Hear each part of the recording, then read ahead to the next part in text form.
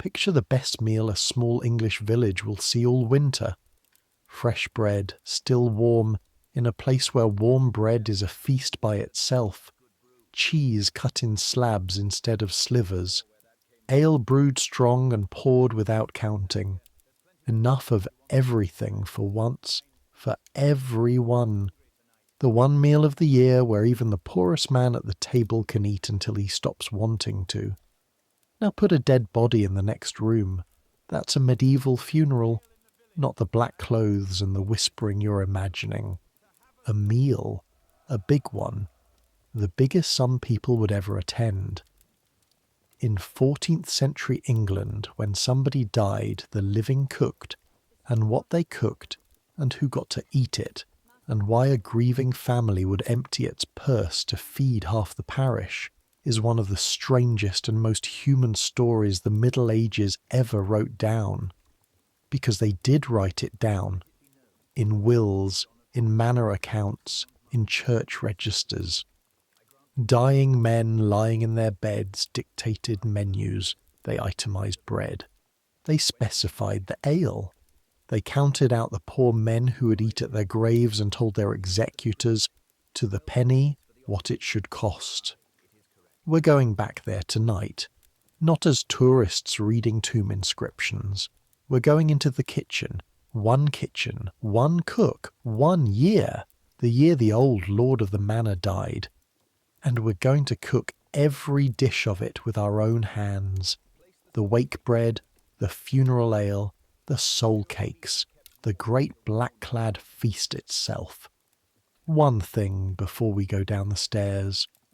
The manor in this story, I'm going to call it Haversden, a small estate in the English Midlands, 2 days' ride from anywhere that matters, is a composite. I've built it out of real account rolls, real wills, real church records from a dozen places like it, because no single small manor left us everything. The dishes are real, the prices are real, the customs are real, and when a custom belongs to one region and not another, I'll tell you, the cook is the pair of eyes I'm lending you for the night. The rooms are true, the man is borrowed. I'll always tell you which is which. So, I make these history stories and I genuinely cannot tell any more whether anyone sleeps to them, or whether you're all just weirdos who want to know what the bread tasted like at a dead man's supper. Honestly, at this point, either answer would make sense to me. Subscribe if you feel like it. Get comfortable. Here we go. Your hands are in the dough when the bell begins. It is the last Tuesday of January in the year 1382, and it is not yet dawn. The kitchen at Haversden is a stone room 30 feet long and 20 wide, set apart from the hall by a covered walk so that when it burns, kitchens always burn eventually, it will not take the house with it. The fire on the great hearth has been banked all night under its cap of ash, the way you left it, the way you have left it every night for 20 years, because a kitchen fire is never allowed to die, it only sleeps. You raked the ash back an hour ago and fed the embers. Oak splits, and now the flames are up and talking, and the room smells of wood smoke and old grease, and the warm, sour breath of the dough trough, and your hands are buried to the wrist in tomorrow's bread when the bell begins, and you stop. Everybody stops. Dickon, the kitchen boy, freezes with an armload of kindling halfway to the hearth. In the yard outside, someone sets down a bucket without letting it ring on the stones. 3 strokes. A pause. 3 strokes. A pause. 3 strokes. 9. 3 times 3 for a man. That's the teller, the counting signal, and in this part of the country everyone from the lord to the swineherd knows the code, the way you know your own name. 3 times 3 for a man, 3 times 2 for a woman, 3 for a child. The bell is telling the parish who has begun to die before it tells them who. And then, after a silence long enough for every soul in the dark to make their private guesses, The bell starts again. Slow, single strokes now, one for each year of the life, and the whole village lies in the black cold counting. 10, 15, 20. You stand in the warm kitchen with dough drying on your fingers, counting. 30, 40. This is the passing bell, and understand what it is actually for, because it is not an announcement. It is a summons. The bell rings while the man is dying, or just gone, because every person who hears it is supposed to stop what they're doing and pray for the soul that is right now, this moment, while you listen, leaving its body and beginning the most dangerous journey a soul can make. Your prayer, the prayer of a cook with dough on his hands, is believed to genuinely help, to lighten the load, to shorten the road. That is the whole architecture of the world you live in, and tonight we're going to see what it does to food. 50, 55, 60.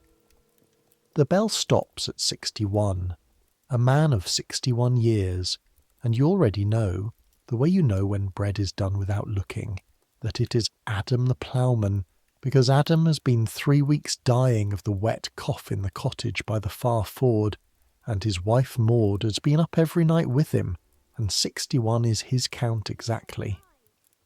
Who is it? Dickon asks. He is 11, small for it, with wrists like willow twigs and a whistle he can't help when he breathes, and he's been at Harveston since the pestilence of 1375 took his mother, and nobody came looking for him. He asks because he cannot do the reckoning yet. The tellers, the years, the naming of the dying by arithmetic. Adam, you say. Maud's Adam. Dickon's face does something complicated. Adam ploughed the manor's fields for better than 40 years. Adam carved the little wooden whistle Dickon keeps on a string around his neck. Adam sat in this kitchen on winter evenings mending harness and telling the boy lies about the size of fish. What happens now? Dickon says. You turn back to the trough and drive the heel of your hand into the dough, because the bread does not care who died. The bread has its own clock, and if you leave it now, it will sour and blister and shame you. Now, you say, we cook. He thinks you're being cruel, you're being exact, because here is the first thing tonight's story asks you to understand, and it is the door into everything else.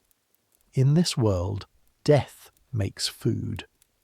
Every death, from the king's to the ploughman's, sets kitchens moving. Within the hour, someone will carry bread and ale to the widow's cottage, because the watchers who sit up with the body must eat.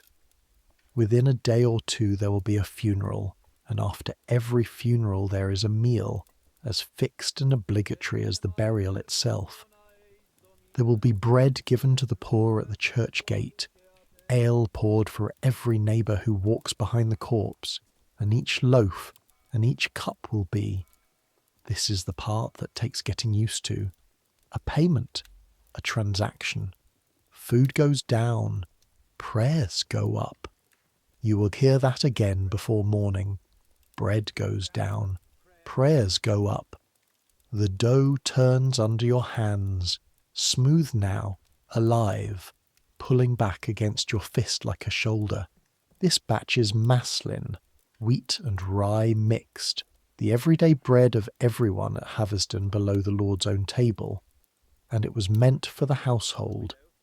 Some of it is now going to a dead man's house instead, and the reckoning of who eats what and what it costs and what it buys has already begun in your head, because you are a cook, and this is your trade, the way souls are. Father Odo's and Penny's are the stewards. Your name is Colonel. Nobody has called you anything longer in 30 years. You're 41 years old. You have been cook at Havesden for 20 of them, and Turnbroach and Scullion here for 9 before that, and you have cooked, by the tally you keep, 31 funerals. You know this, because the tally is real. a stick of ash wood as long as your forearm, hanging on a nail by the spice cupboard, one notch cut for every funeral meal this kitchen has sent out since the year you became cook. Some notches are shallow, a villain's bread and cheese. 3 are cut deep and crossed. The pestilence years, when there was no counting individual dead and you cut one great notch for each. You do not talk about the tally. Dickon has never asked. But you cut it fresh each time, and you could run your thumb down that stick in the dark and tell the story of this manna by feel. Before this year is out, you will cut it twice more. The shallow notch you already know about. It started tolling 10 minutes ago. The deep one, you don't. Not yet. Upstairs in the great chamber, at the other end of the covered walk, Sir Roger de Haverston, lord of this manor for 49 years, survivor of 4 pestilences, 3 king's wars and 1 uprising he does not permit anyone to mention at his table, is lying awake in the dark, listening to the same bell you are. He heard the count. He knows it's Adam. They were young men together, lord and ploughman, in the world before 1348, which is a country nobody younger than 50 has ever visited, and he is thinking, you will learn this later from what he does, that 61 is close enough to 73 to feel like a hand on the shoulder. The bell falls silent. The dough is ready. In the yard, the first grey is coming up behind the dovecote, and somewhere down by the ford a woman you have known your whole life is closing her husband's eyes. Put more wood on the fire. It's going to be a long year, and it starts now. By full light, the kitchen is loud with its own ordinary business, the porridge kettle knocking against its chain, Dickon feeding the fire, the 2 women who come up from the village to help when they come at all, scalding the churn, and you're cutting bread and cheese and drawing a jack of ale to send to the ford. This is the first dish of a medieval funeral, and no cookbook ever wrote it down because everyone simply knew the watcher's food. From the moment Adam died until the moment he goes into the ground, his body will never be alone. Someone will sit with him every hour, day and night, and watchers must be fed. Bread, cheese, ale. Nothing cooked, nothing proud. Food for people keeping their hands busy so their minds don't wander into the dark corner where the candle is. You carry it down yourself. Not because there's no one to send, though in truth there nearly isn't, and we'll get to that. But because Adam was your friend, and because the cook coming in person is a courtesy, the village reads as precisely as you read a source. Haverston notices.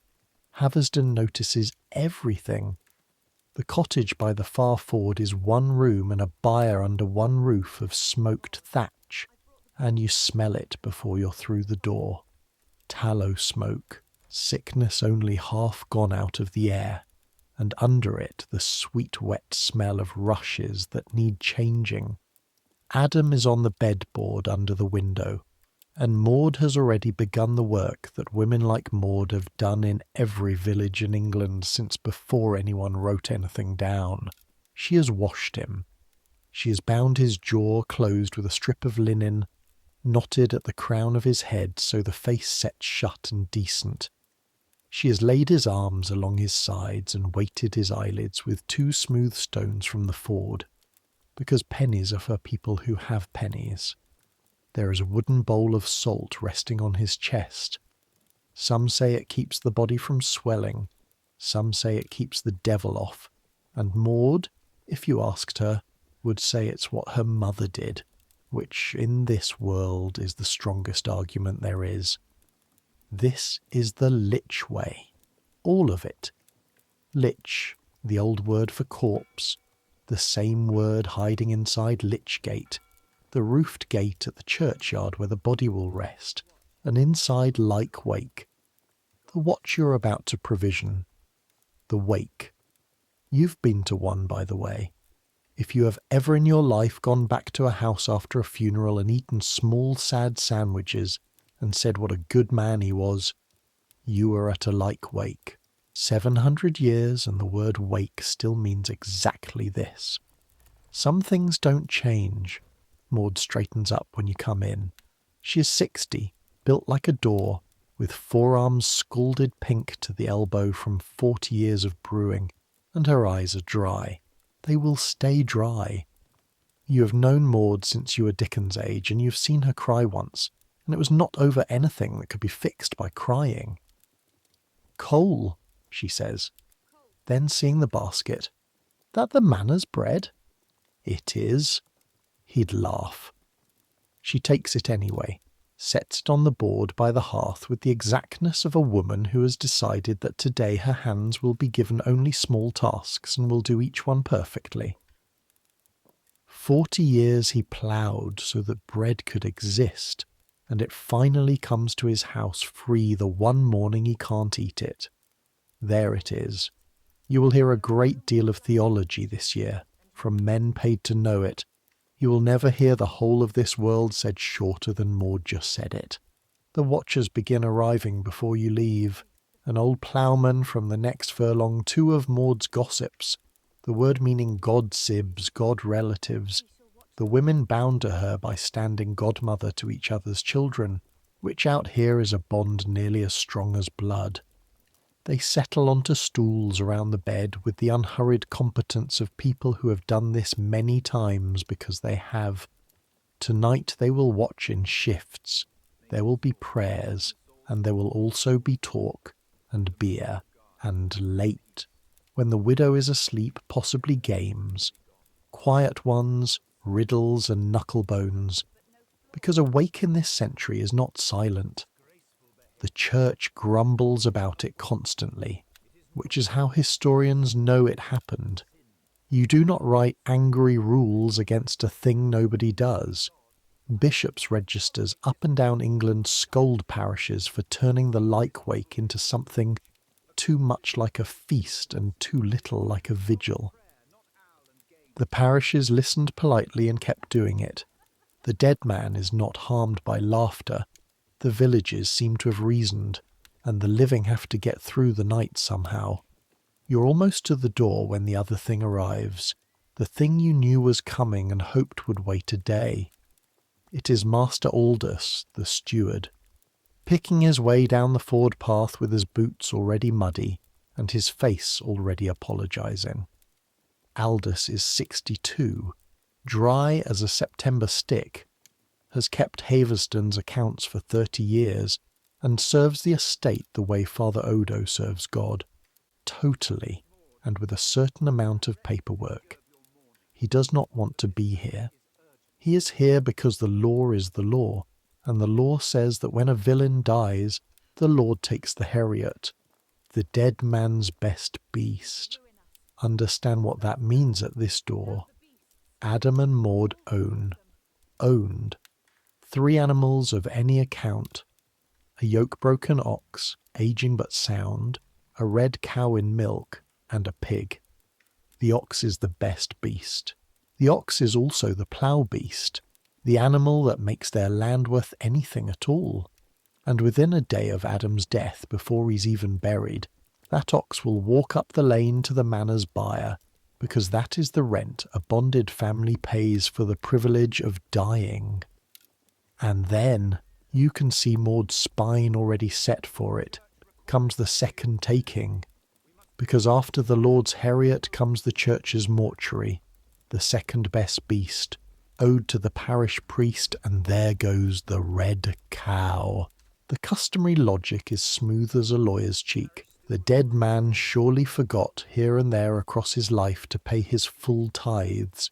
Who doesn't miss a tenth of something some year? So the church collects one final catch-up payment in livestock at the door of the bereaved. Best beast to the Lord, second best to God. The widow keeps the pig.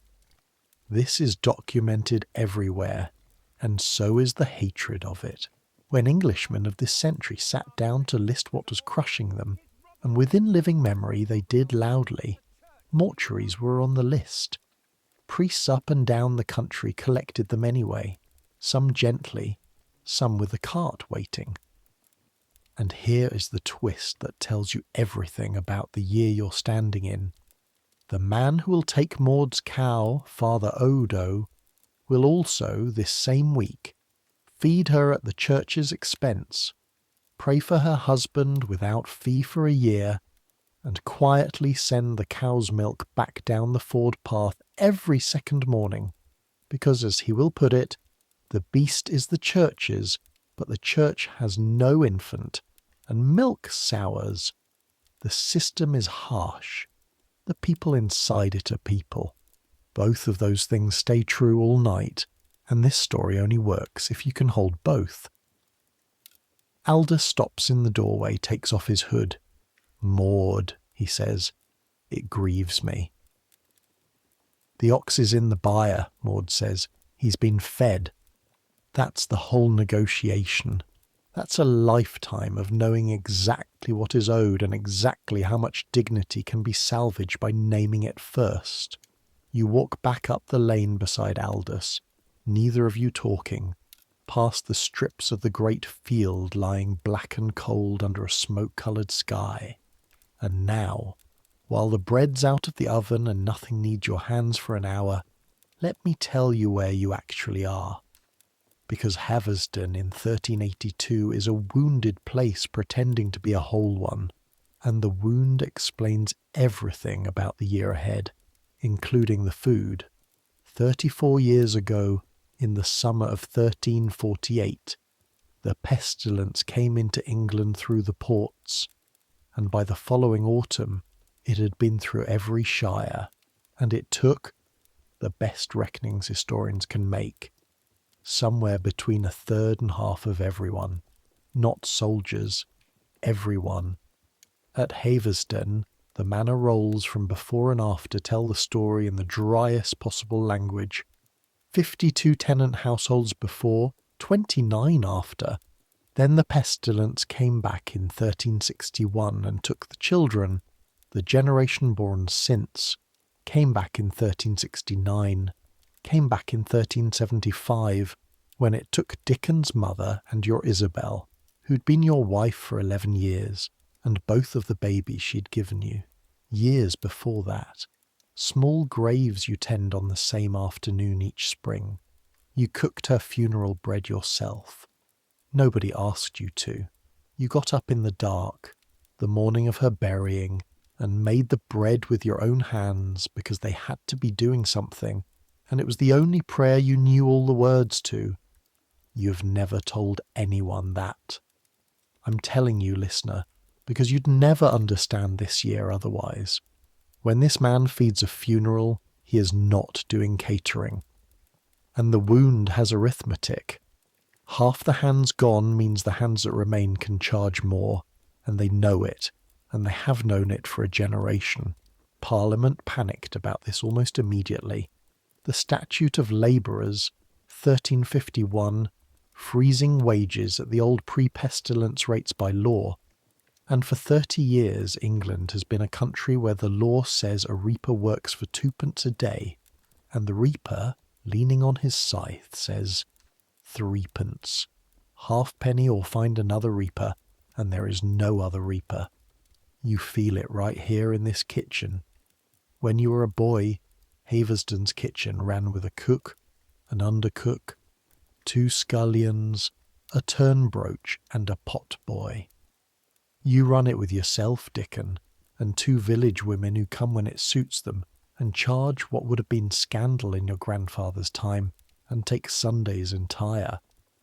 Last summer, the whole simmering pot finally went over the fire. The poll taxes, the risings, the summer of 1381, when for a few unbelievable June days bondmen burned the rolls their names were written in, and an archbishop's head went up on London Bridge. It ended the way such things ended. Sir Roger's table has a rule. It is not spoken of. But it happened 8 months ago. It is the freshest scar in every mind in this story. And when you watch the lords of this year being suddenly, elaborately generous to the poor at funerals, you are allowed to wonder, quietly the way you wonder, How much is piety and how much is weather sense? That's the estate. Bled thin, short-handed, proud, and ruled by an old man who can remember when it was whole. At the top of the lane, Aldous finally speaks. Sir Roger wants the funeral done well, he says. Adams, he said. The steward frowns at the mud as if the words were an expense he hadn't authorised. He said, Adam broke that land when we were both young. Bury him like it mattered. It'll be done well, you say. It'll be done reasonably, Aldous says by reflex, and then, after 3 more steps, quieter. Do it well. Behind you, faint, you can hear the Ford running, and a woman's voice through a cottage wall beginning the first psalm of a long night. Ahead, up at the manor, one window of the great chamber shows candlelight, though it is broad morning. Sir Roger is awake and watching the road to the ford, and you are the only one who's noticed. Remember that candle. We'll come back to it.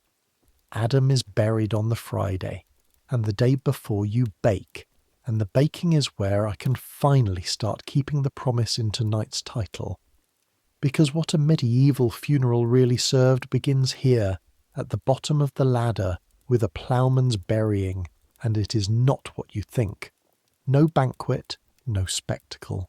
3 things: bread, ale, cheese, and every one of them heavier with meaning than anything a king ever ate. Start with the bread, because the bread is doing work. On the Thursday you fire the great bread oven, a brick vault set in the kitchen's end wall, big enough to crawl into, and you have crawled into it every summer to patch the crown, and you bake 2 batches. The first is maslin for the wake and the burial day table. Wheat and rye, a warm brown crumb, honest bread. The second batch is smaller loaves, dark ones, more rye than wheat with a fist of barley. Cheap grain, deliberately cheap, because these are the dole loaves, the alms bread, and there will be a dozen of them.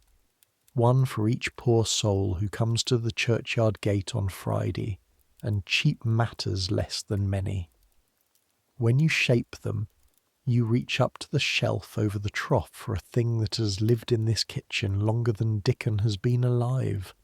A round stamp of apple wood the size of your palm, a crosscut deep into its face, with a little wheat ear carved curling out of each angle of the cross.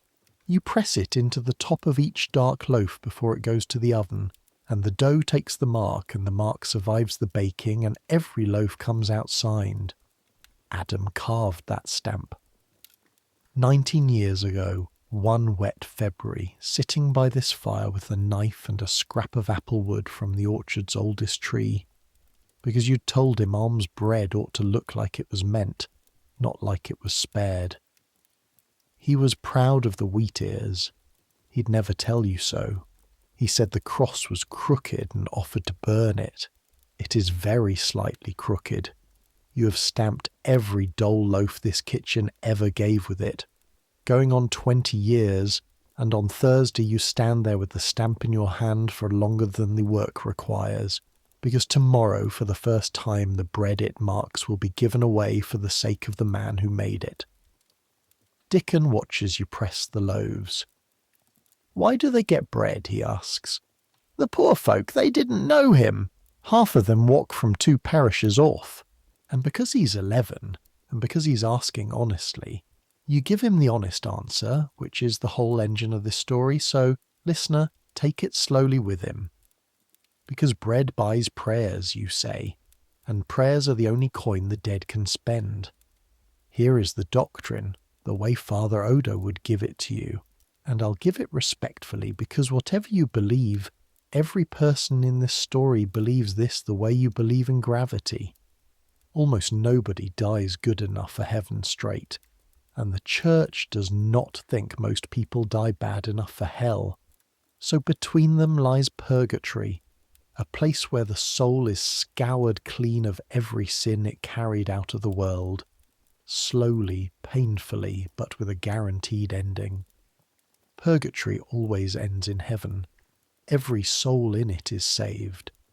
The only question, the question that organises deathbeds, wills, kitchens, this entire year of your life, is how long the scouring takes. And on that question the living have power. The Mass, first and greatest, and prayer. Every prayer said for a dead man's soul eases and shortens his time.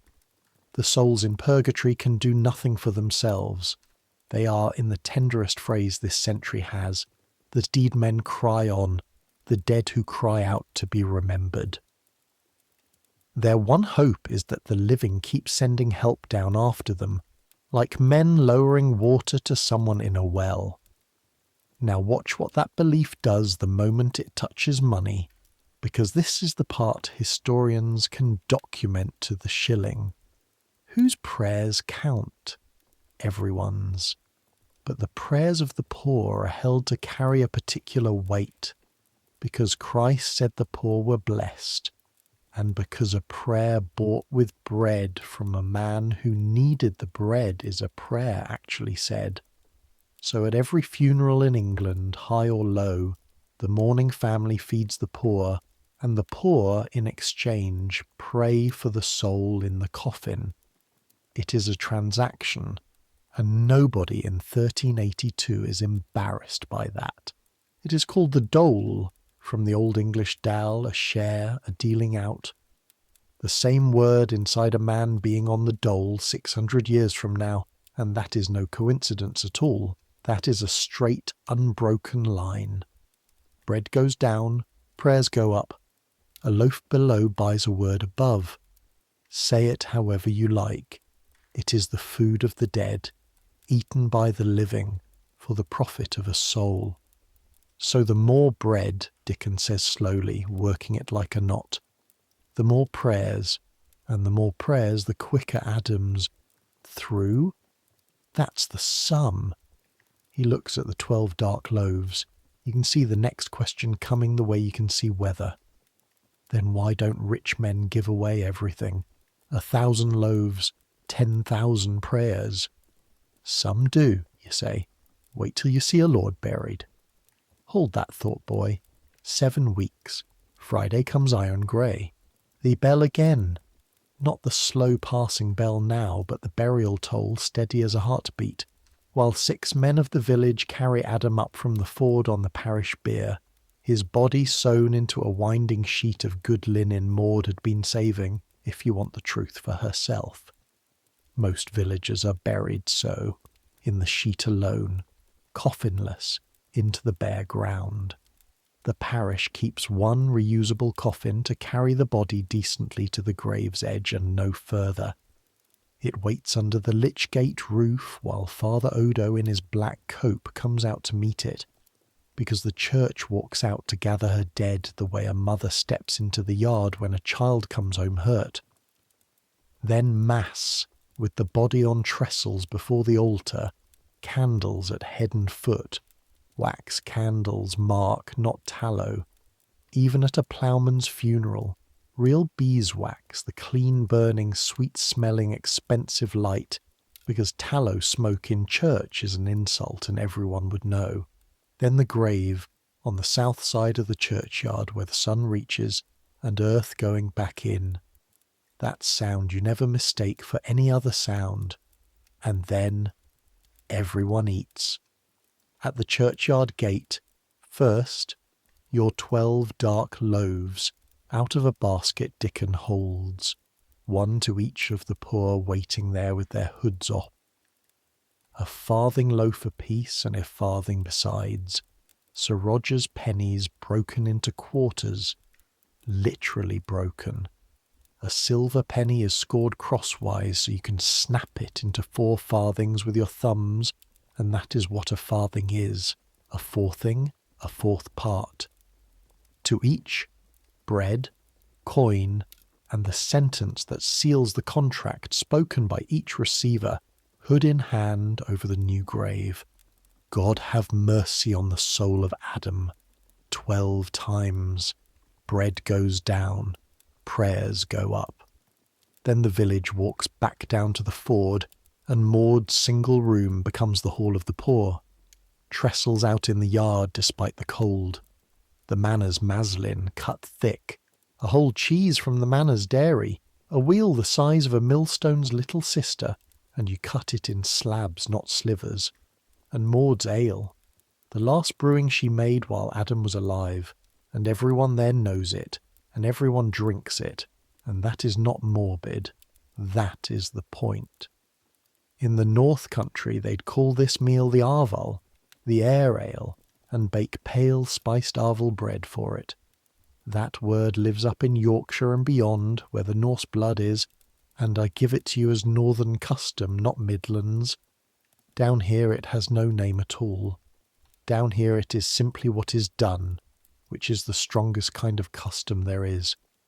You stand in the cold yard watching a village eat, and I want you to see what you are actually looking at, because it is easy to miss, and it is the second key to this whole night.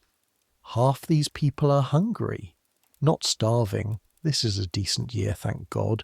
Wheat around 6 shillings the quarter at the town market, not the famine prices your grandfather told of, but hungry the way most of mankind has been hungry for most of history. Fed, but never quite finished. And at this table today, they eat until they stop wanting to. The funeral meal is the one meal that shames nobody. No one asks why you came. Grief opens the door and food walks through it, and a village that buried a man at noon is, by 2 o'clock, warmer, louder, and better fed than on any day since Christmas. An old man near the gate is telling a story about Adam and a bee swarm in the year the bridge broke. Maud is laughing, with her fists on the table. Dickon has cheese in both hands. This is what death serves, the living. It was always the living. Eat something, Cole, Maud says, appearing at your elbow with bread and a slab of the cheese balanced on it. And when you begin to say something cook-shaped about seeing to the jugs, she puts it in your hands with a look that ends the discussion. The dead ask for nothing, she says. It's the living you feed. You taught me that. A pause. At Isabel's table. You'd forgotten saying it. She never forgot hearing it. That's how villages work. Late, when the light is going and the trestles are coming down, you walk back up the lane, and at the bend you stop because coming down it, wrapped to the ears against the cold, on the arm of Master Aldous and against every instruction of the man who bleeds him, is Sir Roger de Haversden, 73 years old, lord of this manor since before the world broke, walking down to a ploughman's wake like a tenant. He passes you with a nod. He sits on the bench by Maud's door for the better part of an hour, drinks 1 cup of the dead man's ale, says whatever old men say to old women about the country of their youth. And on his slow way back, leaning harder on Aldous than he'd admit, he stops beside you in the blue dusk and looks back down at the lit doorway. 61, he says. The bell will have a longer count of it with me. God keep it far off, my lord. He watches the door a moment more. 2 men are singing inside badly. When it comes, Cole, feed them well. All of them. Pack the yard. His breath smokes. They pray better on a full stomach, and I shall want the praying. Then Aldous has him moving again, and you stand in the lane with your own breath smoking, doing sums you don't want to be doing. There's a boar in the wood pen behind the manor barns.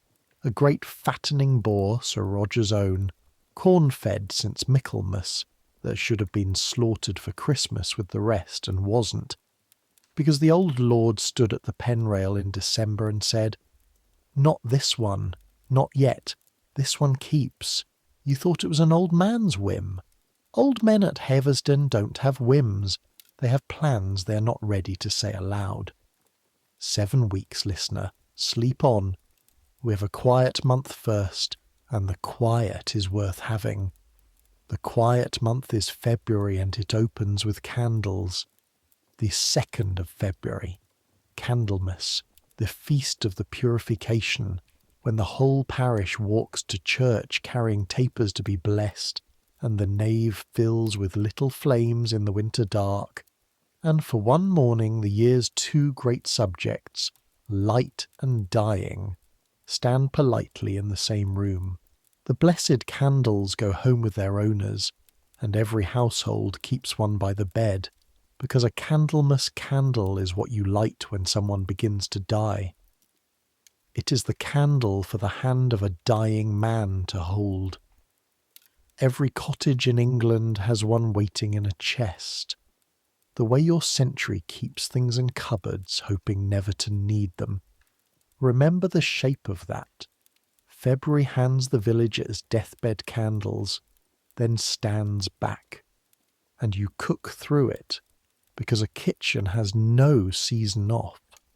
Let me give you your ordinary days, so you'll feel it properly when they end. You rise before light.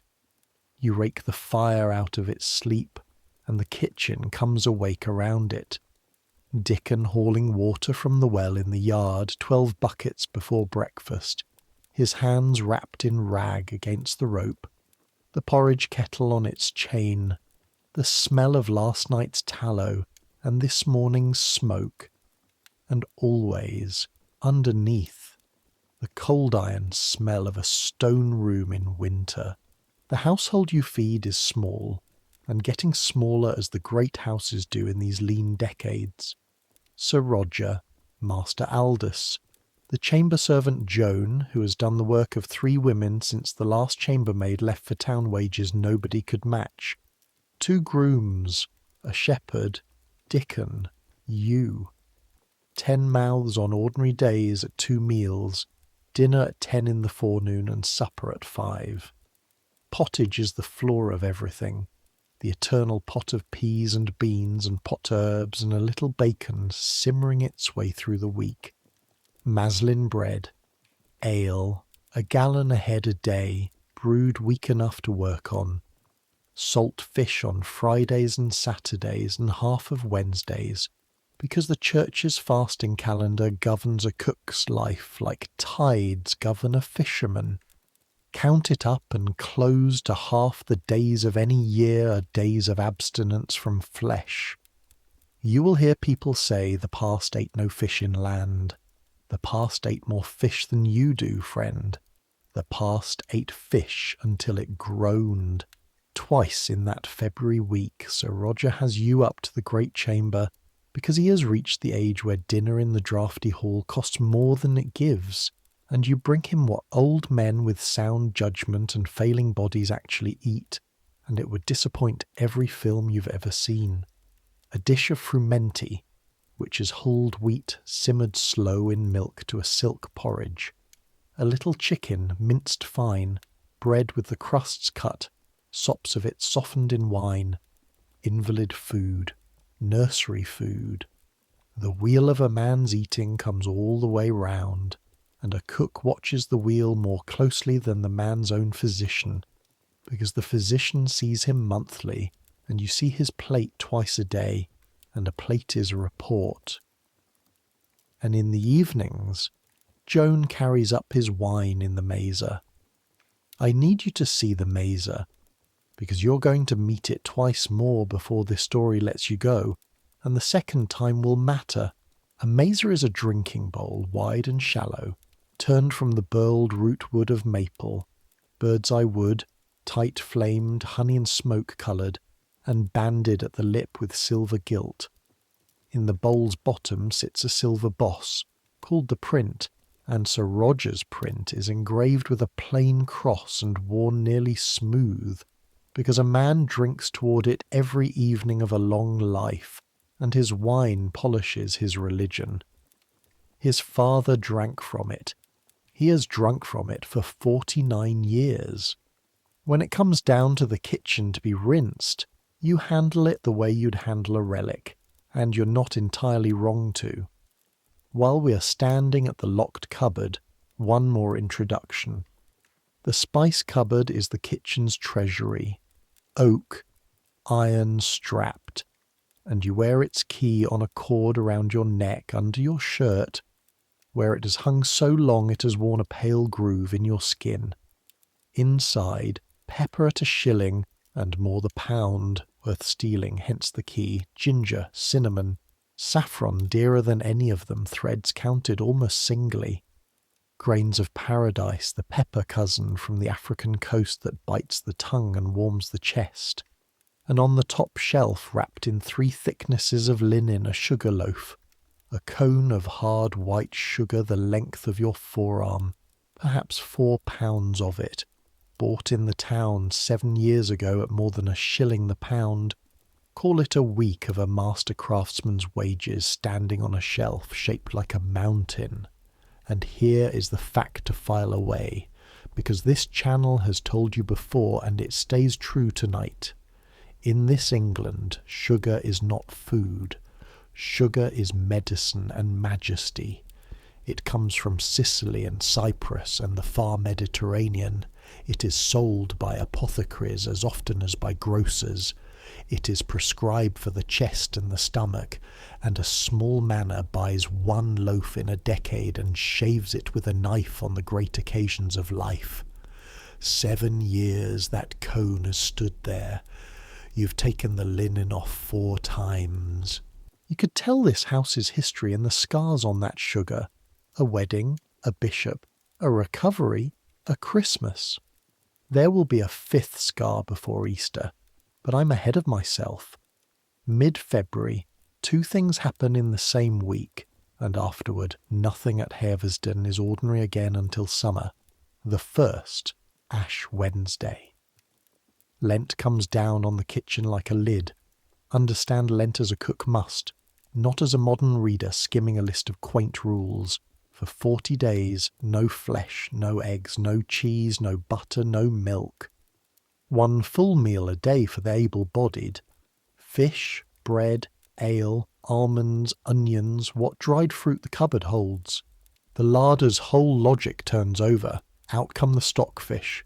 Dried cod from Norway hard as barrel staves, which must be beaten with a hammer, truly beaten, half an hour of honest labour on a stone, then drowned 2 days in changed water before it will consent to be food. Out come the red herring in their reeking barrel, salt silver, ranked like roof shingles.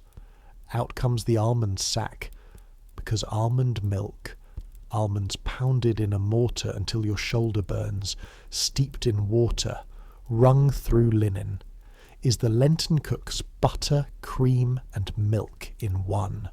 The great ingenious substitution that lets this century cook richly while technically renouncing richness. Your right arm hates Lent. Your right arm is not consulted. The second thing, Sir Roger begins very quietly to die. It is not dramatic. That's what you want understood. Dying in this world is rarely a thunderclap. It is a season, and everyone can read the sky. The frumenty comes back half-eaten, then the chicken not touched, only the sops. Then some evenings the Marsa comes down as full as it went up, and you stand at the scullery stone holding a bowl of untouched wine, and a cook knows. The plate is a report, and the report says, soon. Joan knows too. She says it to you on the kitchen bench one night in her flat, tired way, hands wrapped round a cup. He asked me to move the candle nearer the window today. Says he likes to see the road. A silence. He's watching for Sir Thomas. And so the letter is sent, and in the last week of February Sir Thomas de Haversden comes home. The heir.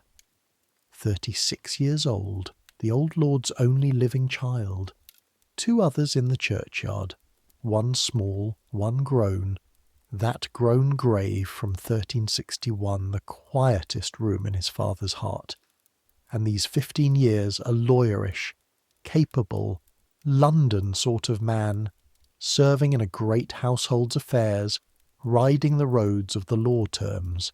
He arrives with mud to the thigh, 1 servant, and the particular face of a man doing sums in grief before the grief has even properly arrived. How sick, how long, how much, what must I learn, what will I lose? He is not cold. Watch him this year and decide for yourself what he is. But he shakes your hand in the kitchen, the cook's hand, which lords do not do, and he says, "Colonel, he wrote that your sops in wine were keeping him alive," and then he hears what he has said, the past tense of it sitting in the room, and his jaw sets, and he goes up the stair 2 at a time. That night the kitchen sits late. It does that when a house is waiting. Work invents itself. Pots find themselves scoured twice. Nobody wants the walk to a cold bed. Dickon is at the fire notching a stick. A little tally, one cut very carefully, and you ask what it's for. And he says, not looking up, "Adam's funeral. I helped cook it. I want to keep count like—" And he stops, because he was never supposed to have noticed your ash stick by the spice cupboard, and 11-year-olds notice everything. You let the silence sit just long enough to be honest. "Cut them clean," you say finally. "You'll want to read them when your hands are old." He cuts it clean. 1 notch on a boy's stick, by firelight, in Lent, in the year 1382. Somewhere over your heads, an old man watches a dark road from a window with a blessed candle standing ready in its pricket, and the boar shifts in the wood pen, heavy as sin, fed and kept for a purpose it has the good fortune not to know. Lent tightens, the house holds its breath. And on the first Sunday of March, after Mass, Father Odo does not go home. He walks back with the family and up the stair, and Aldous is sent for, and then, this is how you know, this is how a kitchen always knows. Aldous puts his head into your kitchen, grey as his hood, and says, "Sir Roger will make his testament. He asks for you. For you, the cook. You take off your apron, and you wash your hands like a priest, and you go up. The great chamber is warmer than the rest of the house and smells of beeswax and wine, and the particular dry sweetness of an old man's sick room. Sir Roger is propped high on bolsters, small in the bed the way the dying become small, but his eyes are all there, and his voice, when it comes, is thin only in the way a blade is thin. Around the bed, Father Odo with ink and a board across his knees, Sir Thomas by the window, Aldous with his rolls, Joan by the door, and now the cook. This is a deathbed testament being made in proper form, and I want you to know, this scene is the single best documented thing in tonight's whole story. Thousands of these documents survive from this England, whole shelves of them. And when historians want to know what medieval people truly believed would happen to them after death, not what preachers said, but what dying men spending their own money actually bet on, the wills are where they look. A will from this century opens with the soul before it mentions a single spoon. First, "I bequeath my soul to Almighty God, to Our Lady St. Mary, and to all the company of heaven, and my body to be buried in," and only then, after the soul is seen to, do the pots and pans begin. Father Odo writes the day and the year. Sir Roger commends his soul in the old formula, chooses his grave, in the chancel of the parish church, before the image of Our Lady beside Margaret my wife, and then he begins to spend, and this, listener, is what you climb the stairs for. Follow the money, because the money is a map of the medieval soul. To the high altar, for tithes forgotten, 3 shillings 4pence. There it is again, the same logic as Maud's cow, but see the difference rank makes. The Lord settles his tithe debt with a coin of his own choosing, while the widow's is taken in cattle from her yard. To the fabric of the church for the repair of the bell, 6 shillings 8 pence. For 5 tapers of wax, of 5 pounds each, to burn about my body, 25 pounds of beeswax, and your mind does the cook's arithmetic without being asked. At 6 pence the pound, 12 shillings and 6 pence in candlelight alone, a year of a maidservant's wages to be burned. That is not decoration. In this doctrine the candle is prayer made visible, light standing guard over a body while its soul stands in the dark. You buy the biggest light you can afford. Then, I will that 30 masses be sung for my soul within the month of my burying.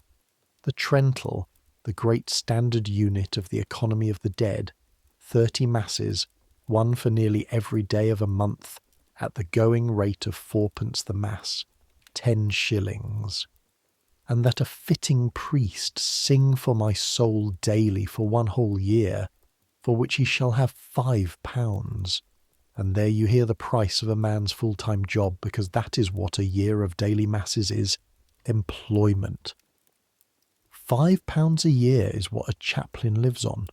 Sir Roger has just hired a man for a year whose entire work will be to stand at an altar and push, daily, against the weight of 1 soul's sentence.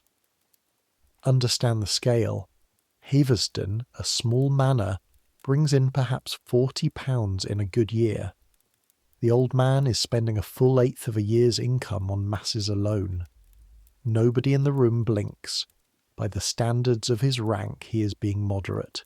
London merchants of this same decade are leaving money for 1,000 masses in the month of their death. 1,000.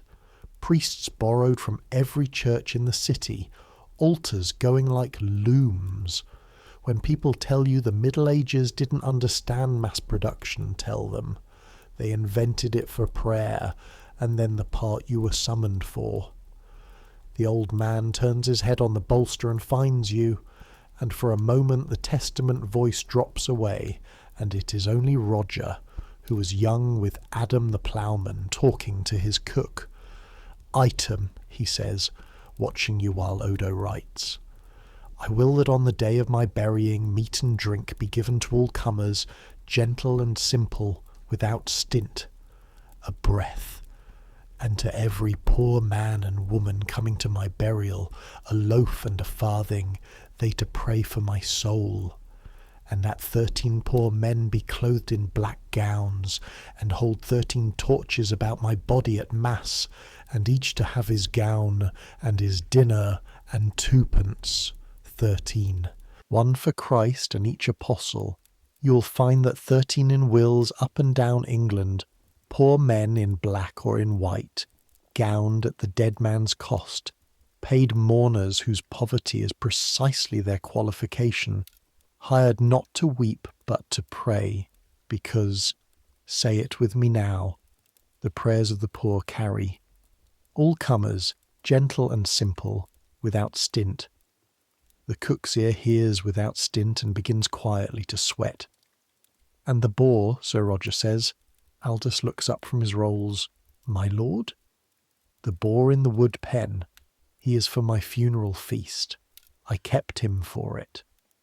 The old man's mouth does something that is almost a smile, at his steward's face, at yours, at the whole conspiracy of December suddenly unfolded.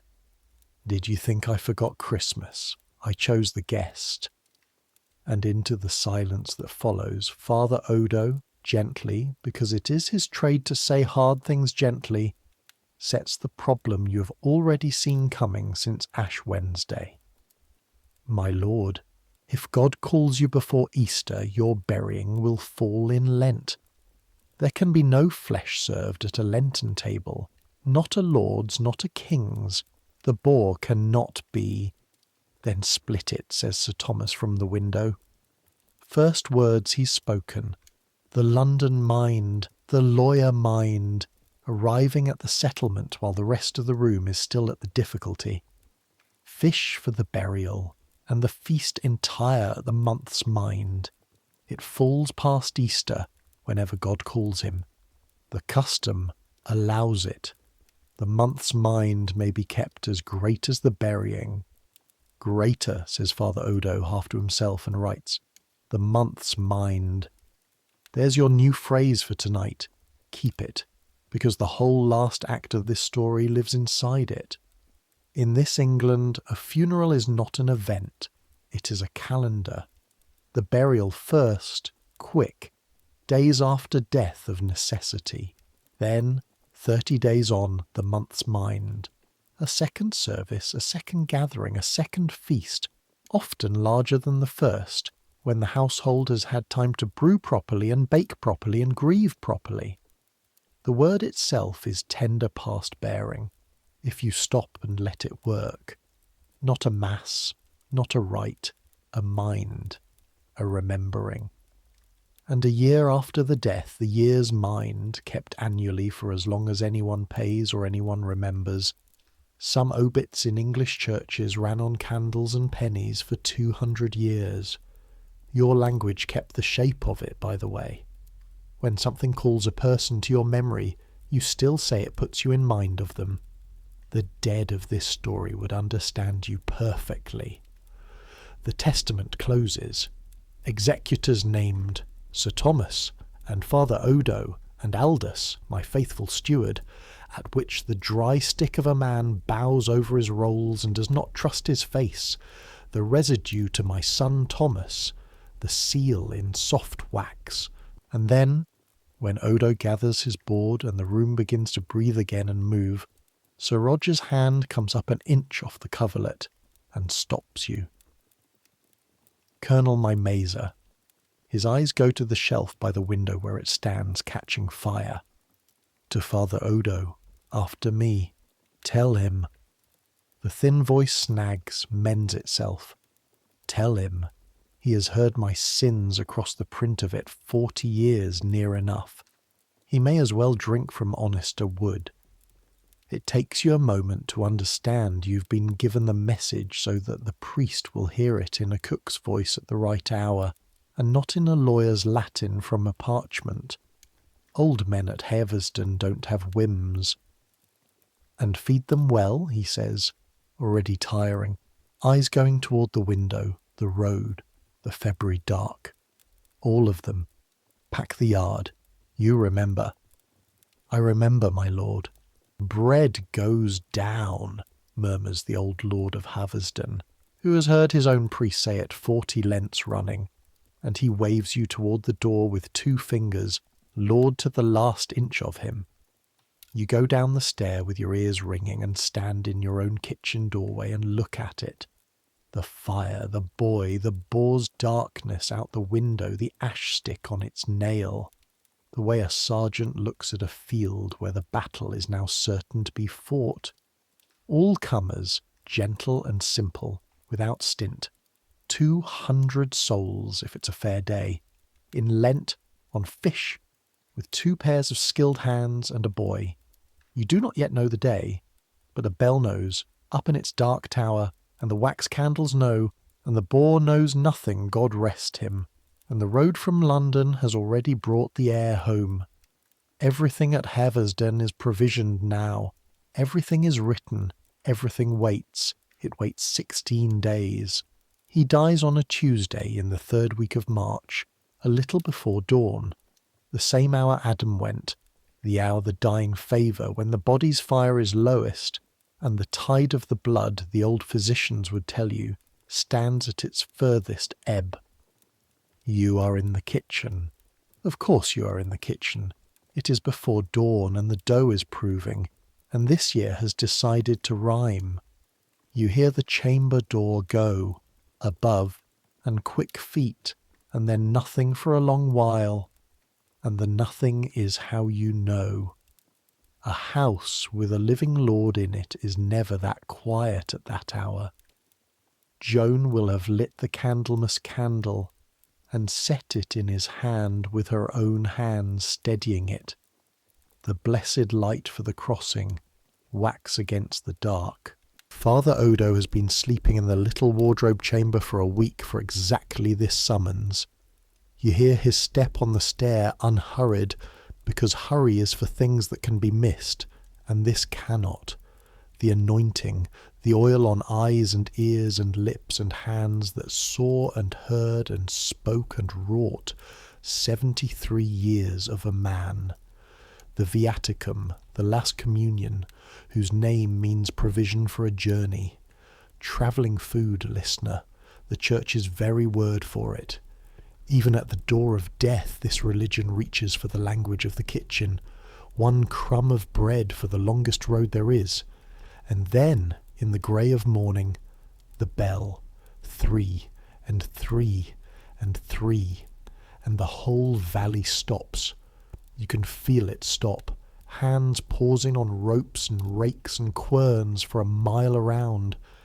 And the slow count begins, and this time it does not stop at 61. It goes on, past 70. Everyone below the manor knew already. Bells tell the village what the village whispered yesterday. 71, 72, 73. Silence. And in 29 households, people who were not born when this man became their lord stand still amid their steam and smoke and say, in the oldest reflex of this whole civilization, God have mercy on his soul. And there it is, before sunrise, unpaid and unprompted, the first free alms of the day going up. Maud comes to lay him out. That is worth a sentence of wonder in itself, so give it one. The same broad scalded hands that bound her own husband's jaw 7 weeks ago now wash the lord of the manor, because laying out is women's work and skilled work, and Maud is the best in the parish, and rank bends before competence at the 2 doors of life. Everyone at Harveston was first touched by a midwife, and will be last touched by a layer-out, and often enough in a village this size they are the same woman. She washes him, combs him, binds the jaw, crosses the arms. The winding sheet is fine linen, but a lord is not buried coffinless in a sheet like a ploughman. The estate carpenter is already at work on a coffin of elm boards, and the difference between elm and nothing is one of the quietest, plainest measures of rank this story will offer you. Wood in death is a privilege. They bear him down to the hall, and the hall turns into a chapel while you watch. Trestles where the high table stood. The body on them, feet toward the door. Around it the 5 great candlesticks and the 5 tapers of £5 each. You weighed the wax yourself when it came from the chandler. £25 and a fair measure. Lit now, burning tall, and they will not go out day or night until he's in the ground. The hall smells of honey and hot wax and cold stone. On the body's chest a small cross, at its head the household's best black cloth, and kneeling on the stones beside it, at any hour you pass, someone, Joan, Aldous, a groom, Sir Thomas at midnight alone. You see him through the screens on your way to bank the fire. The heir of Haverston on his knees on stone in the candlelight with his head down on his clasped hands like a boy at his first confession. And you go back around the long way, 'cause some things a man is owed the privacy of, even from a story. This is the Lord's like wake, and it runs 3 days and 3 nights, and your kitchen feeds it around the clock. Understand what the vigil is for, because it is not sentiment. The watch guards the body, from vermin, from mischance, from the candles themselves guttering into the pool. But above all, it companions the soul through its first and most dangerous hours, when the old belief, older than the Church and never quite surrendered to it, holds that the dead are not yet far, that the house still half contains them, that a soul new loosed should not find its own hall empty and unlit and silent as if it had never mattered. So the hall is never empty, the candles are never out, and the food never stops. Bread and cheese and cold fish and ale to the watchers at midnight, at cock-crow, at every relief of the guard, carried through the screens on trays, set on a side table, eaten standing in low voices, in candlelight, 10 feet from the man being watched. 3 days your kitchen cooks for the dead man's guard. You sleep in snatches on the settle by the fire. Dickon stops whistling when he breathes through the hall, then stops being afraid in the way of children, faster than the groan. By the second night he carries the midnight tray alone, sets it down soft as snow, bows to the coffin trestles, nobody taught him that, and comes back with his chin up and his eyes enormous. The neighbours come too. This is the other work of a like wake. The estate of the realm files past. Tenants in their church clothes come to look one last time at the face that governed their rents and their fines and their daughters' marriage permissions, and their faces as they look are a whole parliament of the 14th century. Grief here and blankness there, and here and there, lingering an honest half-second, something you would need a harder word than relief for. He was not a cruel lord as lords go, the rolls will say so. Adam's ox came back to Maud's byre by quiet arrangement within the week, and that was Sir Roger's word too, muttered from a sick bed. But no man rules other men for 49 years, and is mourned simply. The wake receives all of it, without comment. That is what wakes are for. Bread and ale for every comer, gentle and simple, the contract already in force before the will is even proved, and each visitor kneels a moment and prays the soul upward, and eats the house's bread on the way out, and thus pays for what they prayed. The economy of the dead is running now, listener, full stream, day and night, and it runs on your baking.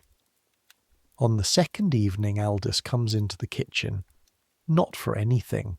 That alone tells you. In 30 years the steward has come into your kitchen only for things. He stands at the end of the long table where the morning's dole loaves are ranked cooling under cloths, and he straightens a cloth that needed no straightening, and he says, looking at the loaves, 30 years. I have written that man's accounts. Every quarter of grain in and out of this manor since the second pestilence has my hand on it. He aligns the cloth's corner precisely. I find I do not know what to write now. The scratch of the fire, the candle's honey smell drifting from the hall. Write the funeral, you say. It's what he'd ordered. Aldous looks up and laughs. One dry syllable, the first you've ever heard out of him, a sound like a ledger closing, and wipes his eyes with the heel of one ink-stained hand, briskly, as if they had merely watered in smoke. Yes, he says. Yes, he would. The old... and does not finish, and goes out with his shoulders squared, and from that hour to the funeral's last poured cup, the steward of Haversden spends money like a man keeping faith rather than keeping books, and only you know the moment the change was made, and you. Your grief goes where a cook's grief goes. It goes into the lists, because the day is set now. The burial on Saturday, 4 days after death. Quick by your reckoning, perhaps, but this is a world of linen and elm and March luck, not a world that can wait upon distant cousins. And the word has gone out with riders to every neighbouring manor, and gone out much faster on no horse at all, along the field paths and market rows of 3 parishes, meat and drink to all comers, without stint. 200 souls, you guessed, standing in this doorway on the Testament's night. Guess higher, cook. It is a hungry spring, and Haversden's gate stands open, and it is going to be the greatest table this valley has seen since before the pestilence. Saturday, then, the feast of the title. Every dish documented, every crumb accounted. You have 3 days. Bank the fire high tonight. We go to the fish market at dawn. Wednesday is procurement, and procurement is war. You and Aldous take the cart to the market town, 7 miles of frozen ruts, and you spend the estate's silver with both hands. Herring first, the freshest of the salt-white barrels, and the fishmonger, who heard the bell across 7 miles of March air, or heard of it, which travels faster, begins high, a full shilling above the fair rate for the barrel, because grief buys quickly and everyone knows it. Aldous lets him finish. Then he says, in the voice of 30 years of accounts, Haverston buys Lent fish from this stall every year of your life and your father's. Sir Thomas will buy for another 30. Name the price you want remembered. The barrel comes home at the fair rate. Add a second barrel, add stockfish in a bale like cordwood, add 4 great pike, alive, in a butt of water lashed behind the cart. And mark the pike, because pike is the beef of Lent, the fish that costs like meat. A good pike sells for more than a fat goose, and there are households that will eat one twice a year. High table food. Rank swims at a funeral, same as it walks. Add 2 conger eels, salt salmon from the coast trade, a 500 of dried figs and raisins of Corinth from the grocer. Corinth, listener, currants. A dried grape that has travelled from the Greek sea to a Midlands cart to feed a dead knight's neighbours, and nobody at that market thinks that remarkable, and that fact alone should quietly rearrange what you think you know about the isolated Middle Ages. Add a fresh sack of almonds, big as Dickon. Add wax, always more wax. The cart groans home at dusk, and the account roll Aldous writes that night, expenses about the burial of the Lord, is the exact kind of document, listener, that survives by the 100 and lets a cook 7 centuries dead tell you tonight, to the penny, what death cost. Thursday is the ale, and the ale is Maud's. This you arrange yourself, walking down to the ford with a proposition, and you watch 10 different things cross her face. The widow, 7 weeks out, asked to brew the Lord's death ale. The craftswoman offered the greatest single brewing of her life.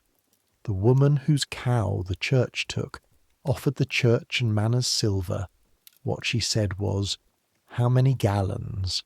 And when you told her, 100, with the manor's own brewhouse and both village women hired under her command, she looked at you the way sergeants look at recruits who have finally said something sensible, tied her apron strings and started giving orders.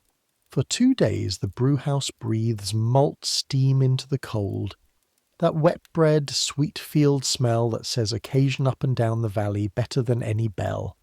And Maud rules it with a wooden paddle like a marshal's baton. Her bam does the raising, the living yeast froth she keeps in a stone crock, and has kept alive, fed and doted on since her mother's time. Older than her marriage, she says. Older than the church porch, probably. God knows what heresy that thought is. And there is a strange, right-shaped comfort in it that nobody says aloud. The same invisible creature that raised the ale at her own wedding, and at Adam's grave ale 7 weeks past now raises the Lord's. The funeral ale is brewed strong. This is documented in accounts and in every scolding sermon on the subject. Burial ale was good ale, double strength against the daily smallness, because it had to carry both the toast and the grief. And she brews it, and it works in its vats through the candlelit nights like something alive in the dark, which it is. Friday is bread, and Friday nearly breaks you. 200 dole loaves. You settled on 200, and Aldous, in his new spendthrift faith, said, "Bake 50 more." Plus the table bread for 100 guests of rank and half-rank, plus trenchers. Stop on that word. A trencher is a plate you can eat, and at the feast it will do a job so perfect for tonight's story that I'd invent it if it weren't true. But it is true, and you'll see it tomorrow. Trencher bread is baked coarse and dense of second flour 4 days ahead when possible. Stale is the point. A fresh trencher drinks sauce and collapses. But you have the days you have, so Friday's oven runs from black morning to black night. Dole loaves in ranks, dark and round, each one pressed with Adam's applewood stamp, the crooked cross with the wheat ears, 250 signatures of a dead ploughman going out over his lord's grave. And when Dickon asks, because he has watched your face as you stamp, and 11-year-olds notice everything, whether Adam would mind, you hear yourself say, mind?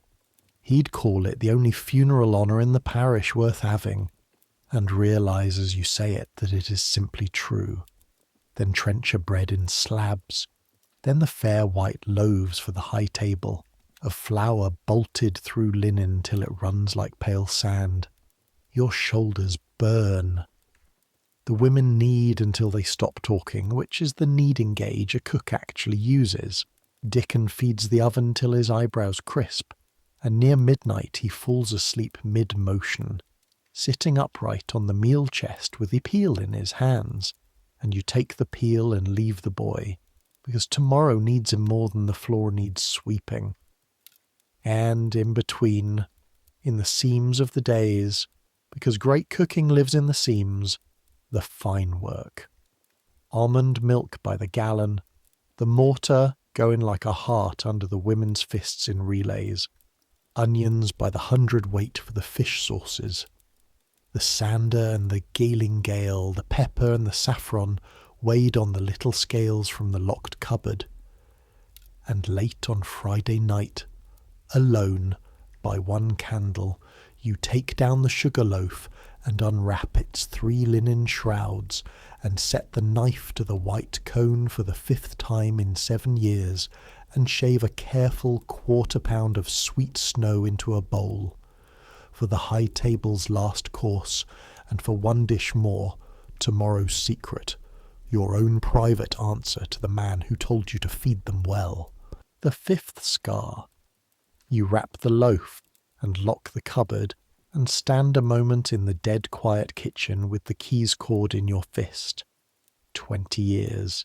This room has been yours. Tomorrow is what all 20 were for. That is not a thought you would say aloud, and not a thought you need to. The banked fire ticks under its ash like a sleeping thing. Through 2 closed doors you can just hear the psalms from the hall, changing watch. 1 more list before you sleep, Sergeant. Say it to the rafters, the way you've said the others. The 13 poor men have their gowns.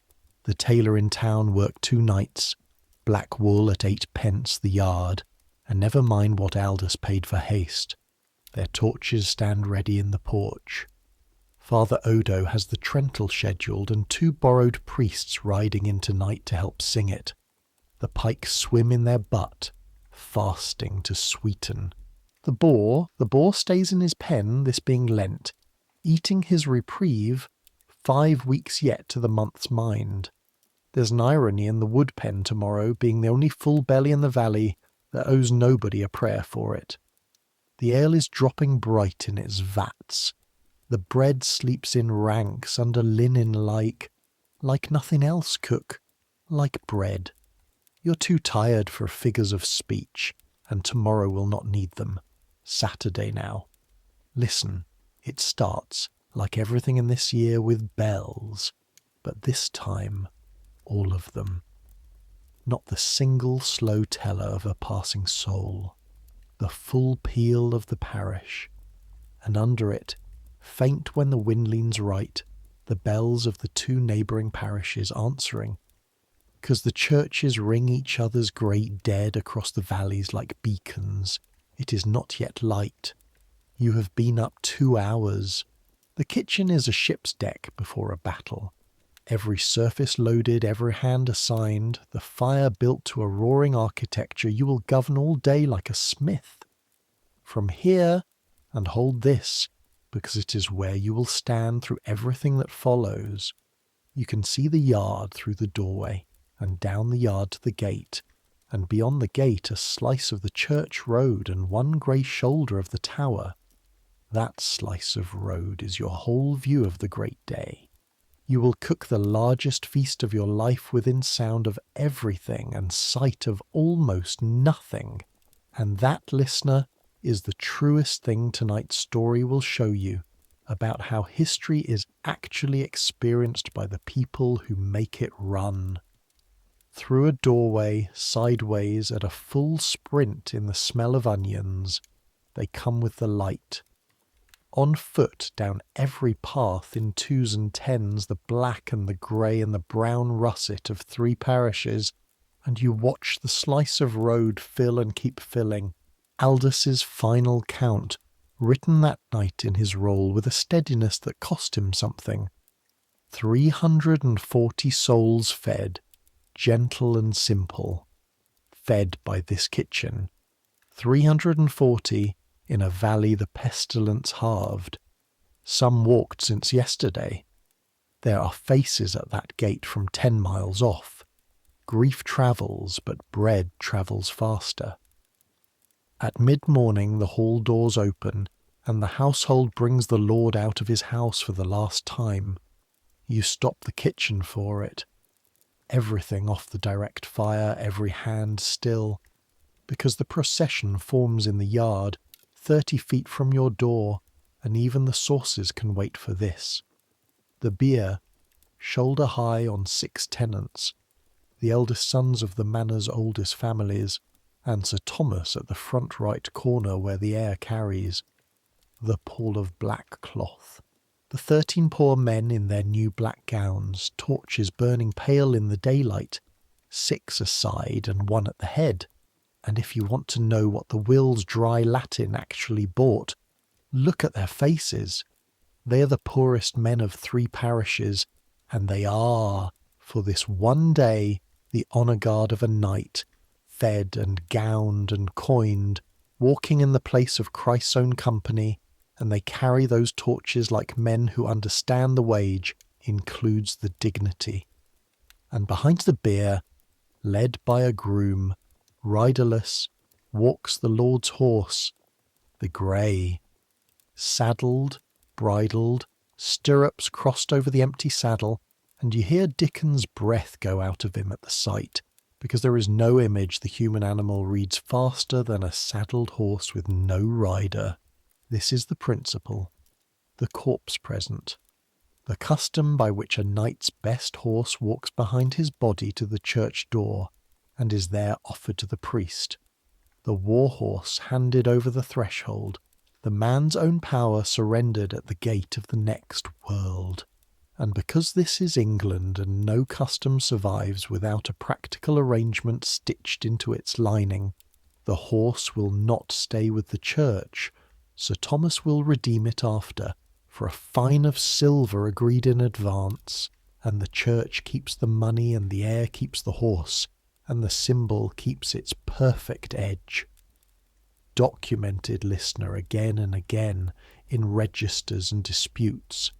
Priests suing heirs over corpse presents, the sacred and the invoice riding through history on the same saddle.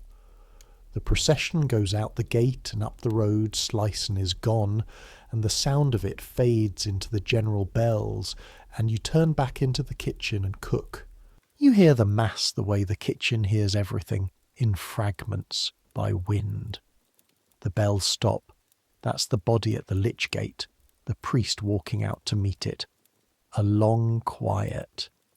That's the office of the dead. And give me 1 minute of it even from this distance, because 2 of its words are hiding in your own mouth tonight. The Vespers of the Dead open with the antiphon placebo domino in Regione Vivorum. I shall please the Lord in the land of the living. So everyone calls the whole service placebo, and because hired mourners sang it for pay, to sing placebo became, within a century or 2, the English phrase for telling the powerful what they want to hear, and that is why, listener, your doctors call a comfort with no medicine in it a placebo. and the matins of the dead open at Dirige Domine, direct, O Lord, my way.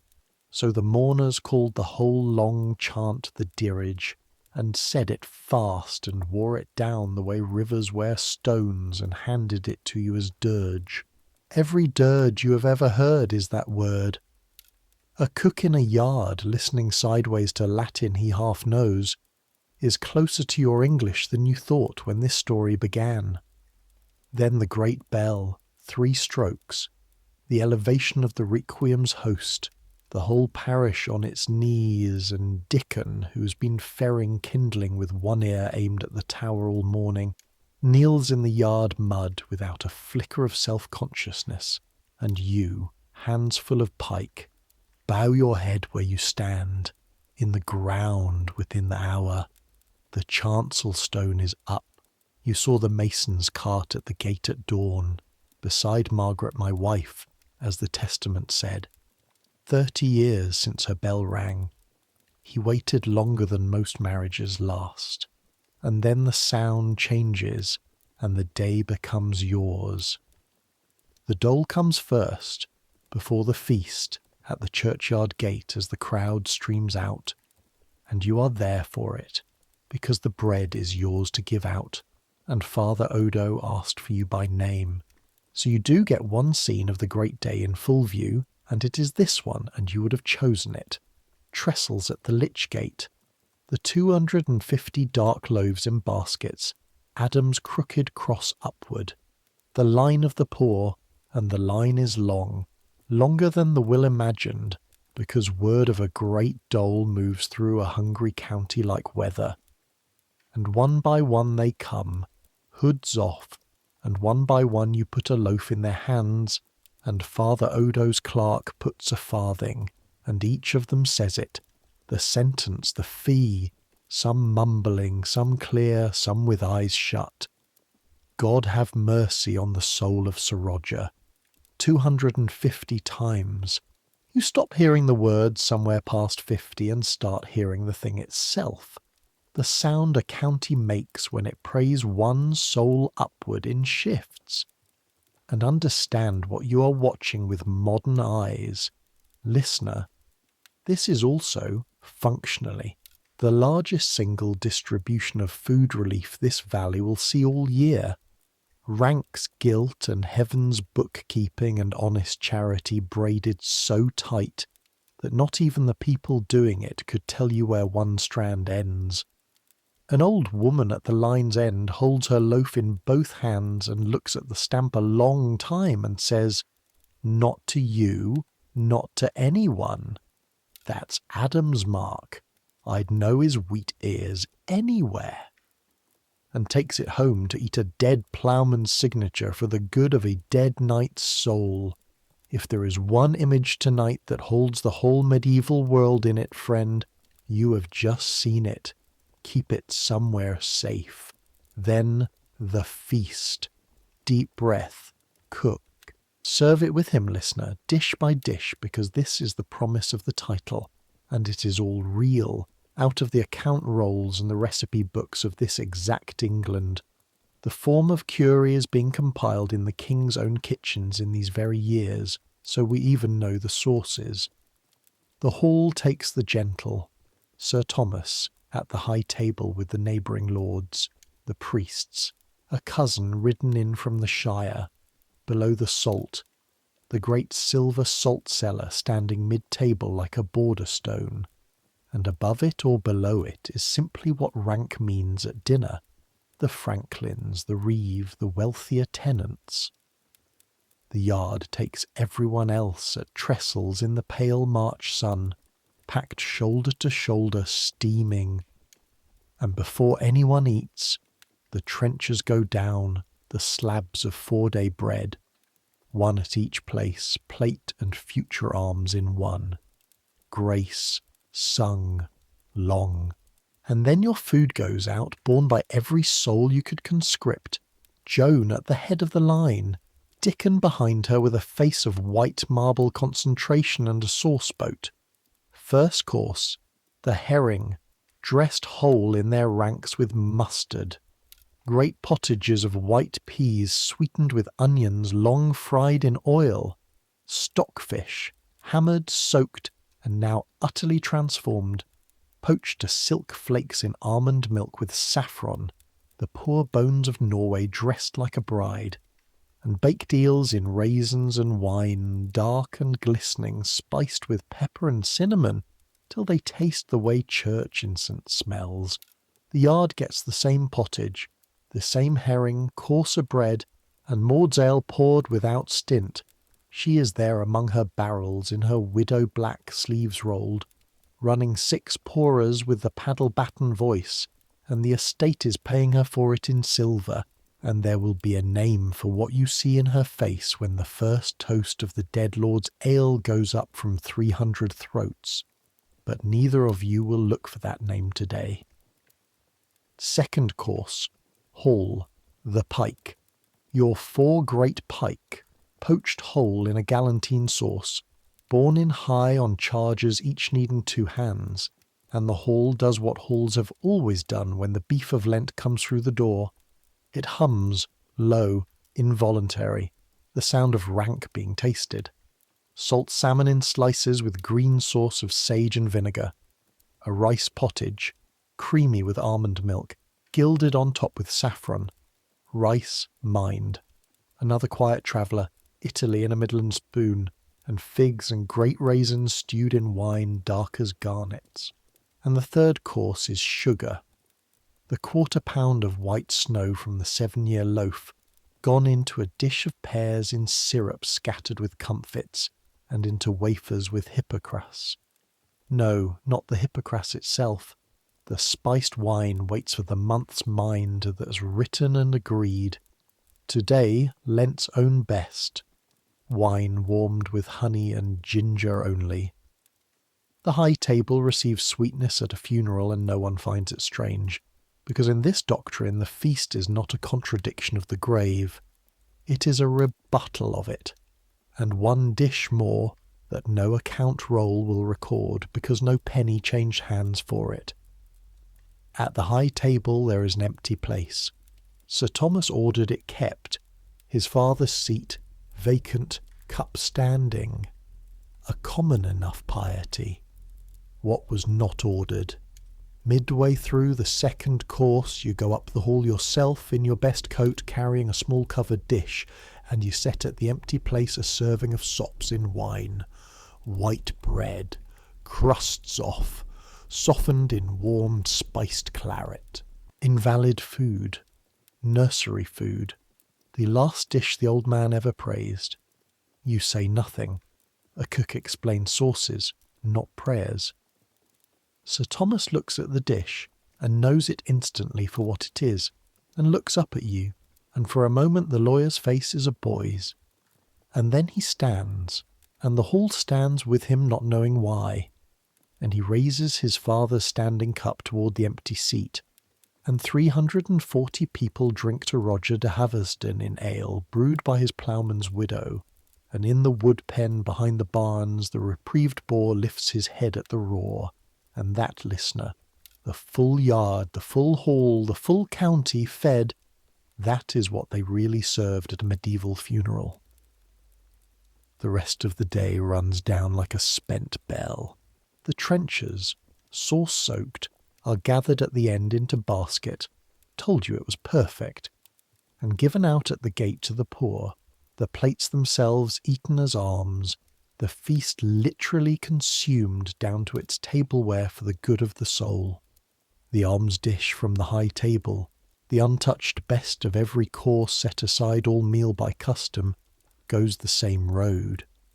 By dusk the yard is trestle bare, the hall is swept, the 13 torches are stubs in the church, and the grey horse is back in his own stall by lantern light, redeemed, nosing his manger as if the world were ordinary. You are sitting, finally, on the meal chest, beyond tiredness, in the ticking dark of your kitchen. Aldous appears in the doorway with his roll under his arm, pauses and says, "Steward to the end," and it is the highest praise in his whole language. It was done well, and is gone. Dickon is asleep against the warm oven wall, upright, a polishing cloth still in one hand. You take down the ash stick from its nail, and you cut the 30-second notch deep and cross it, the cut for a lord, and your thumb finds Isabel's notch on the way back, the way it always does, the way it always will. Bread goes down, prayers go up, the fire never dies, it only sleeps. Go to bed, cook. You have 5 weeks to learn to roast a boar for a man who won't be there to carve it. The weeks after are the strangest quiet of your year. The house is out of its held breath, but not yet into a new rhythm. Sir Thomas is lord now, but keeps to his father's small habits, as if wearing a coat in from the rain, dining late, riding the bounds with Aldous, learning by walking what he'd only known by parchment, and every single day up at the church the Trentall burns down like a fuse of light. 30 masses within the month of the burying, the will said, and so every morning one of the 3 priests, Odo, or his 2 borrowed brethren, stands at the altar of Our Lady and sings a requiem for one soul by name, and somewhere in the doctrine everyone here would die for, a sentence is shortened by another day. You hear the little sacring bell from the kitchen yard most mornings, a thin silver needle of sound through the March wind, and you find you listen for it. Mass 21, Mass 25, the soul of Roger de Haversden, pushed upward daily by rota, on schedule, the way this whole civilization believed with perfect seriousness that love could be organised. Lent ends the way it always ends, all at once. Easter falls in the first week of April this year, and after 40 days of fish and almond milk, the whole of England eats eggs and flesh on the same morning, and your kitchen swings from fast to feast between 2 sunrises. But Easter is not tonight's story except as a door, because 30 days after a March burial, with the fast over and the fields greening, comes the day the whole last act has been walking toward, the month's mind.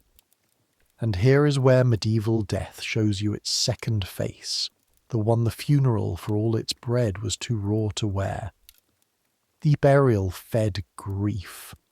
The month's mind feeds memory, and memory 30 days on, with the ground settled and the will proved and Easter in between, memory can hold a feast without flinching. The boar's day comes first. He goes out of the world in the way of his kind quickly, by men who know the work on a bright cold April morning, and I will not make you watch, but I will not pretend it elsewhere either, because this kitchen never could. He hangs, is dressed, is brought to you. And what follows is 2 days of the old high craft, the flesh cookery Lent locked away, the great carcass to the spit to the fire, and the fire for a whole roast boar is a wall of oak embers 6 feet long, tended like a sick bed, and Dickon turns the spit in shifts with a groom, basting with a ladle at the end of an arm's length of pole, fat crackling down into the drip pans in little rills of gold, and the smell owns the manor for 2 days. It rolls out over the yard and the barns and down the lane, ancient, enormous, and by the second morning half the village has found a reason to walk past the kitchen, with its chin up and its nostrils wide, sauce for a lord's boar, pepper and wine and bread thickening, sharpened with vinegar, and the head is dressed whole, tusks scoured white, an apple in the jaws, borne to table on a charger by 2 men, because some kinds of magnificence this century simply will not be talked out of, and a boar's head going up a hall is the oldest of them all, and the hypocras, the promised wine at last, red wine of Gascony, the best cask, warmed and steeped with cinnamon, ginger, grains of paradise, and sugar, the loaf down from the shelf one more time, its sixth scar, a cook shaving winter snow off a white mountain into dark wine. Then the hole strained through the hypocras sleeve, the long felt bag the recipe books call Hippocrates' sleeve, till it runs clear and deep as garnet glass. You taste it from the wooden spoon once, as a craftsman must. Somewhere behind your teeth, a whole vanished world of trade routes lights up at once. Bordeaux, Ceylon, the Guinea coast, Cyprus, in a spoon, in a village, for a dead man. The month's mind itself has the shape of the funeral, but not its weight. Mass in the morning, the Trentals 30th and last, the fuse burning down to its end with the whole household kneeling, then the dole again at the gate, another 100 loaves under Adam's stamp, another 100 farthings, another 100 murmured fees, and then the hall and the yard filled again, though gentler this time, neighbourlier. 200 instead of 340, and the boar going up the hall to that low hum, and Maud's new brewed ale, and talk that is already turning the dead lord into stories, the bee swarm sort, the year of the broken bridge sort, the kind of talk that is, if you think about it, exactly what a month's mind is for. Grief in March, stories by April. That is not forgetting, listener. That is the mind doing with a man what your kitchen did with the boar, making him keepable. 2 moments from that day, and then the year can turn. The first, before the Mass, in the little sacristy that smells of wax and old linen, you deliver the message you were charged with 16 days before a dead man's death. You put the mazer into Father Odo's hands, the maple bowl with the worn silver print, and you say it as it was said to you, that he has heard the owner's sins across that print for 40 years, near enough, and may as well drink from honester wood.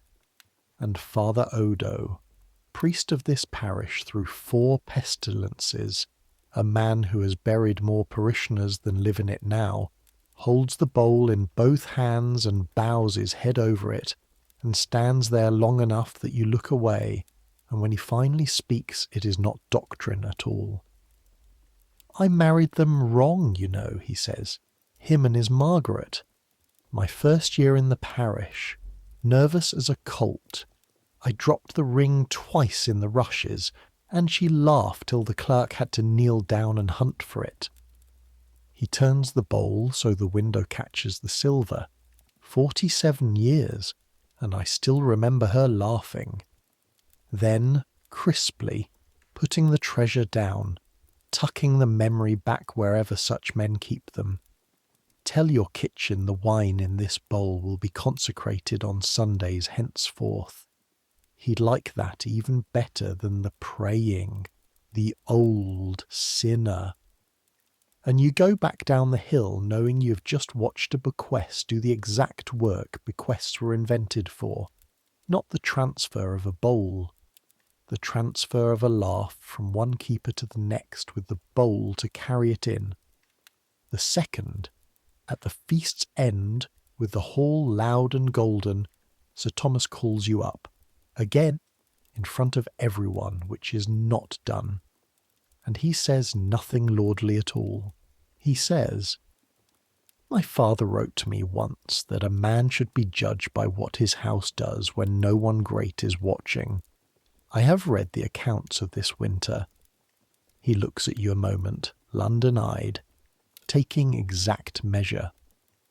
"The wage of the cook of Haversden is raised by a mark a year. Enter it, Aldous."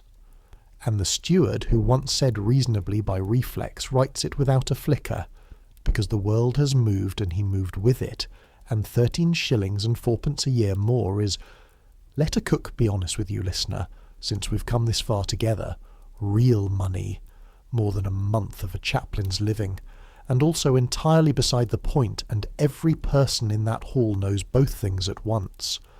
What was paid tonight was notice. In this century, for a man of your station, to be seen, named in the hall at the month's mind of a lord, is a wage no statute ever capped. You walk home the long way that night, round by the churchyard, because your feet decide it without asking. New grass is already hazing the chancel-side earth. 2 candles burn low inside the church, the perpetual light, and something extra tonight, the Trentals last. You stand at the wall a while in the April dark, smelling boar smoke still in your own coat, hearing the Ford run. 31 funerals you had cooked when this year began. 32 now, and a month's mind, and somewhere in the arithmetic of heaven, if the doctrine holds, an old man's road is shorter tonight because a valley ate well. You find, testing the thought the way you'd test a blade, that you can carry it. It's the strangest work a kitchen ever gave you. It might, whispers the part of you that stamps the alms.bread, be the only part that lasts. Home, cook, sleep. The year is turning, and the next bells are a long way off, and for once, for one whole green season, as it will turn out, they stay silent. Summer comes in the way Midland summers do, sideways in rain, and then all at once. And in June the bell-right comes, because of a line you heard dictated from a bed in March. To the fabric of the church, for the repair of the bell, 6 shillings 8 pence. The great bell of the parish has swung on a cracked headstock since before the rising, ringing true but labouring, like a strong man with a bad shoulder. And now, with the dead lord's money, it is mended. A week of scaffolding and oak and leather and oaths, and at the end of it the ringers must prove the swing, and ringers proving a bell is thirsty work, and thirsty work in this England summons a cook with ale, as surely as blood summons a priest. Which is how, on a bright evening at midsummer, you find yourself climbing the tower. 80-odd feet of spiral stair, stone treads worn hollow-centred by 200 years of feet, a rope of ale jacks over your shoulder, and Dickon scrambling behind with the bread and cheese, up past the clockless dark of the ringing chamber, past the great bell itself. And you stop there a moment, because you have never once been this close to it. Taller than the boy, wider than your arm span, close to a ton of bell metal hanging in its new oak like a bull in a stall, and around its shoulder, cast into the bronze the day it was born, a line of Latin lettering your finger can read better than your eyes in the gloom. Father Odo told you once what it says. I mourn the dead, I call the living, I break the thunder. This is the thing that counted Adam's 61 and Sir Roger's 73 into the winter dark. This is the voice of every scene of your year, and it hangs here in the dusty half-light, patient as a mountain, knowing all our counts already, and there is nothing to do about the shiver except climb past it, so you climb past it, and come out onto the leads, into the wind and the last gold of the day, and stop as if struck. Because there it is, all of it, your whole world, at one look.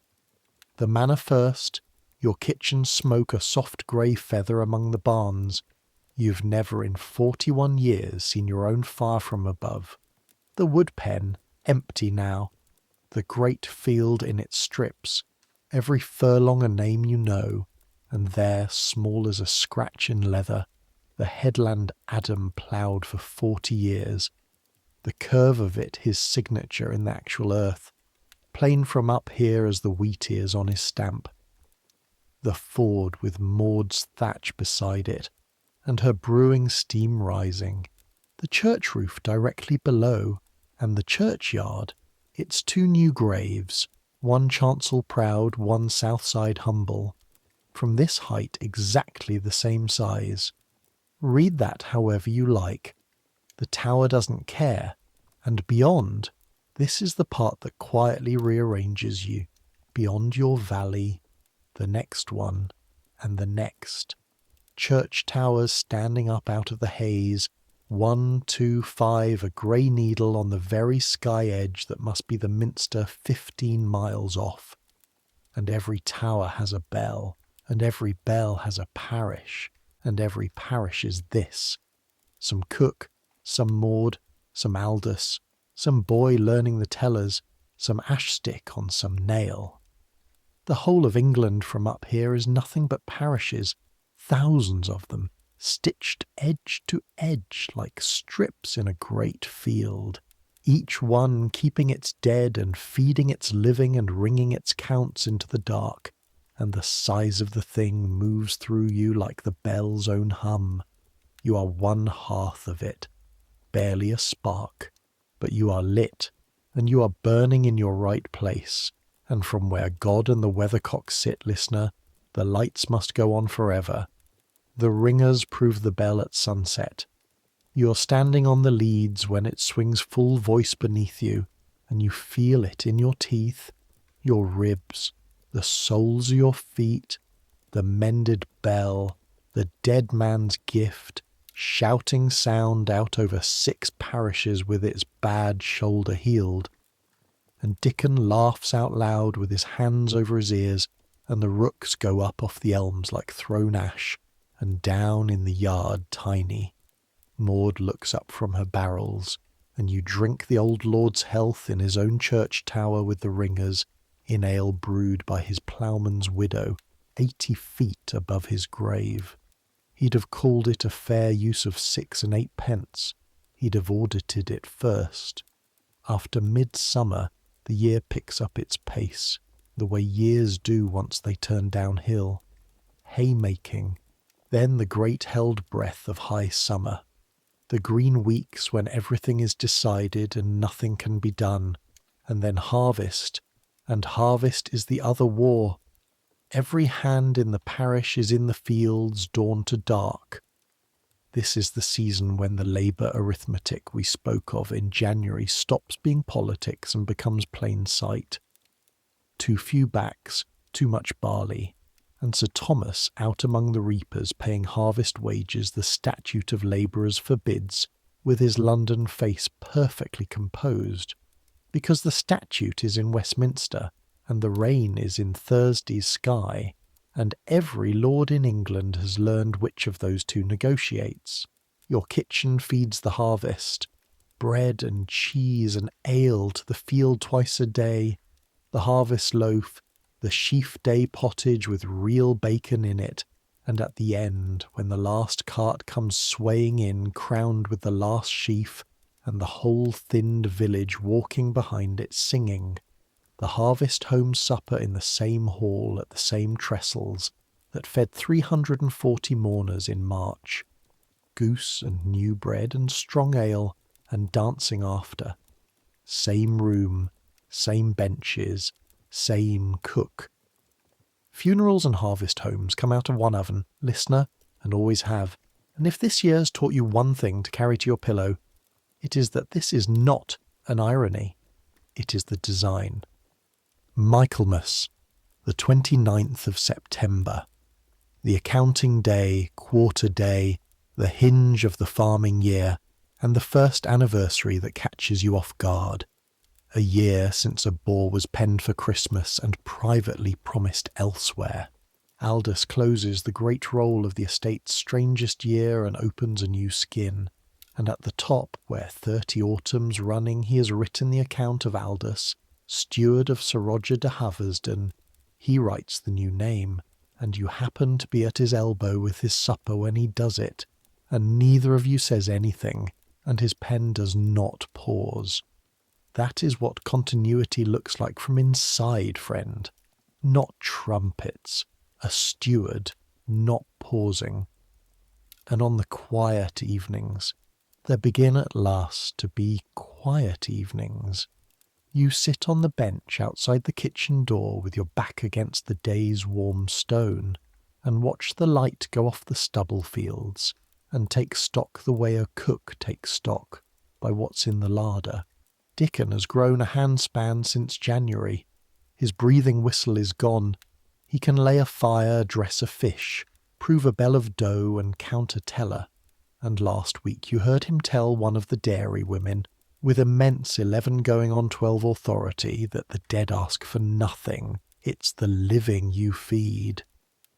Maud has been made, by whom is obscure, by general surrender is the truth, the settled mistress of all Haverston's brewing, and is training the 2 village women, which mostly means terrifying them into competence.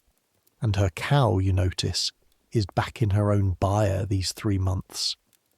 Nobody discusses it. Father Odo's cart, it appears, had somewhere better to be. Joan runs the house in fact, if not in name.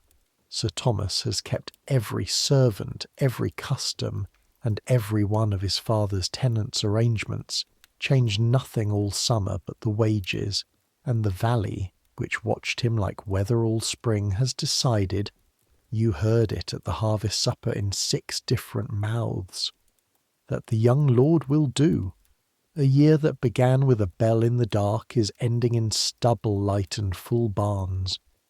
But the church's year is not the farmer's year, and the church's year has one more table to lay, the one this whole story has been keeping for a last, because October is dying now, and at the end of October comes the eve of All Hallows, and after All Hallows, the 2nd of November, comes the day this entire civilization set aside for the whole company of its dead at once. Soul's Day, Soul Cake Day. And that, listener, is a baking day, the last one. Come stand by the oven. You can sleep in the warm. All Saints comes in this year with the weather obeying the calendar for once. The first hard frost, the elms letting go all at once, the valley's breath showing. And on the last day of October and the 1st of November, in every kitchen in England that can afford spice and some that can't, the same small thing is baking, and your kitchen bakes it best, because yours has Maud's balm and a widow's exactness with it. Soul cakes, little round cakes, palm-sized, of good wheat flour enriched as far as the house's purse allows. Butter and eggs now lents a distant memory, a scrape of honey and the mark of the thing, the taste that says soul cake and nothing else. Spice. Saffron if you're proud, and you are. Nutmeg and ginger, and currants pressed into the top. Some houses in a cross and yours in a cross, because Adam's stamp is too big for a cake, but a cross of currants is not, and the habit of signing alms goes deep in this kitchen now. The whole room smells like the inside of the spice cupboard got up and danced. Dickon is allowed to break the first one from the tray, quality being the cook's to certify, and the boy being the cook's certifying instrument these days. The verdict is delivered with his mouth completely full and is favourable. They are not treats, Mark. They are wages. Because on the morrow of All Saints comes All Souls, the 2nd of November, fixed in the calendar for near 400 years already by 1382, the one day of the Church's whole year given not to a saint, not to an event, but to everyone, every soul in purgatory at once, the whole waiting dead, the ones with chantries and the ones with nobody, the lords with their trentals and the ploughmen with one bell count and the paupers with not even that. On All Souls' Day the Church prays for the entire crowd of them together, and every parishioner is urged to do the same, and the mechanism by which the poor are brought into the prayer is, of course it is. You know this economy by now. You've been living in it all night. Food. The soulers come to the door, the poor and the children, parish by parish, house to house through the grey afternoon of the 1st and 2nd of November, offering prayers for the souls of the house's dead in exchange for cakes. A soul cake given, a soul prayed for, door after door, lane after lane. Souling, it's called. The little rhyme your books record. Soul, a soul cake. Pray, good mistress, for a soul cake, was written down by collectors centuries later, So I give it to you as the custom's great-grandchild, not tonight's own words, but the custom itself is already old this evening, scolded by the same sort of bishops who scolded wakes, and it will still be walked in English and Welsh villages 500 years from now. And if a procession of children going door to door at the end of October, chanting a formula and receiving small sweet things into a bag, sounds to you like anything at all, that happens on your own street on the 31st of October, listener, yes, that is the ancestor. Trick or treat is the last worn coin of the economy of the dead, still circulating centuries after everyone forgot the bank. They come to the manor gate at dusk on All Souls' Eve, 9 or 10 of the village children with 2 grandmothers convoying, breath steaming, noses red, and Dickens stands at the gate with the great basket and pays out cakes like a chamberlain, deeply serious, to children he was playing knucklebones with in September, and each little solar, receiving, rattles off the prayer for the souls of this house. For Sir Roger, they say, prompted, and then one of the grandmothers, unprompted, an old bent woman you have known your whole life, and for Adam Ploughman, and for Isabel that was cook's wife, God rest her sweet soul, and is gone up the darkening lane with the children before you can do anything at all with your face. 7 years. Someone said her name at your gate unasked, for the price of a spiced cake. You stand in the cold gateway a long moment, cook, while the frost comes down like a blessing, and let the machine you've served all year do just once its work for you. Bread goes down, prayers go up. You never once said it was a machine without a heart. That night the bells ring for the dead, all night in some parishes. This is the old All Souls custom the registers record and later centuries will try to silence. The tower ringing on and on into the dark hour after hour to comfort the souls in their waiting. Every pull of the rope a pulse of remembering flung out over the cold fields for the whole unnamed crowd of the parish dead of all time. And men leave ale and a loaf on the table overnight, some houses, and a seat by the banked fire, because on this night of the year the old belief runs closest under the church's floorboards, that the dead are not far, that on their own feast at least they might look in on the warm rooms that were theirs, and that no soul coming home to its old kitchen should ever find the fire dead and the board bare.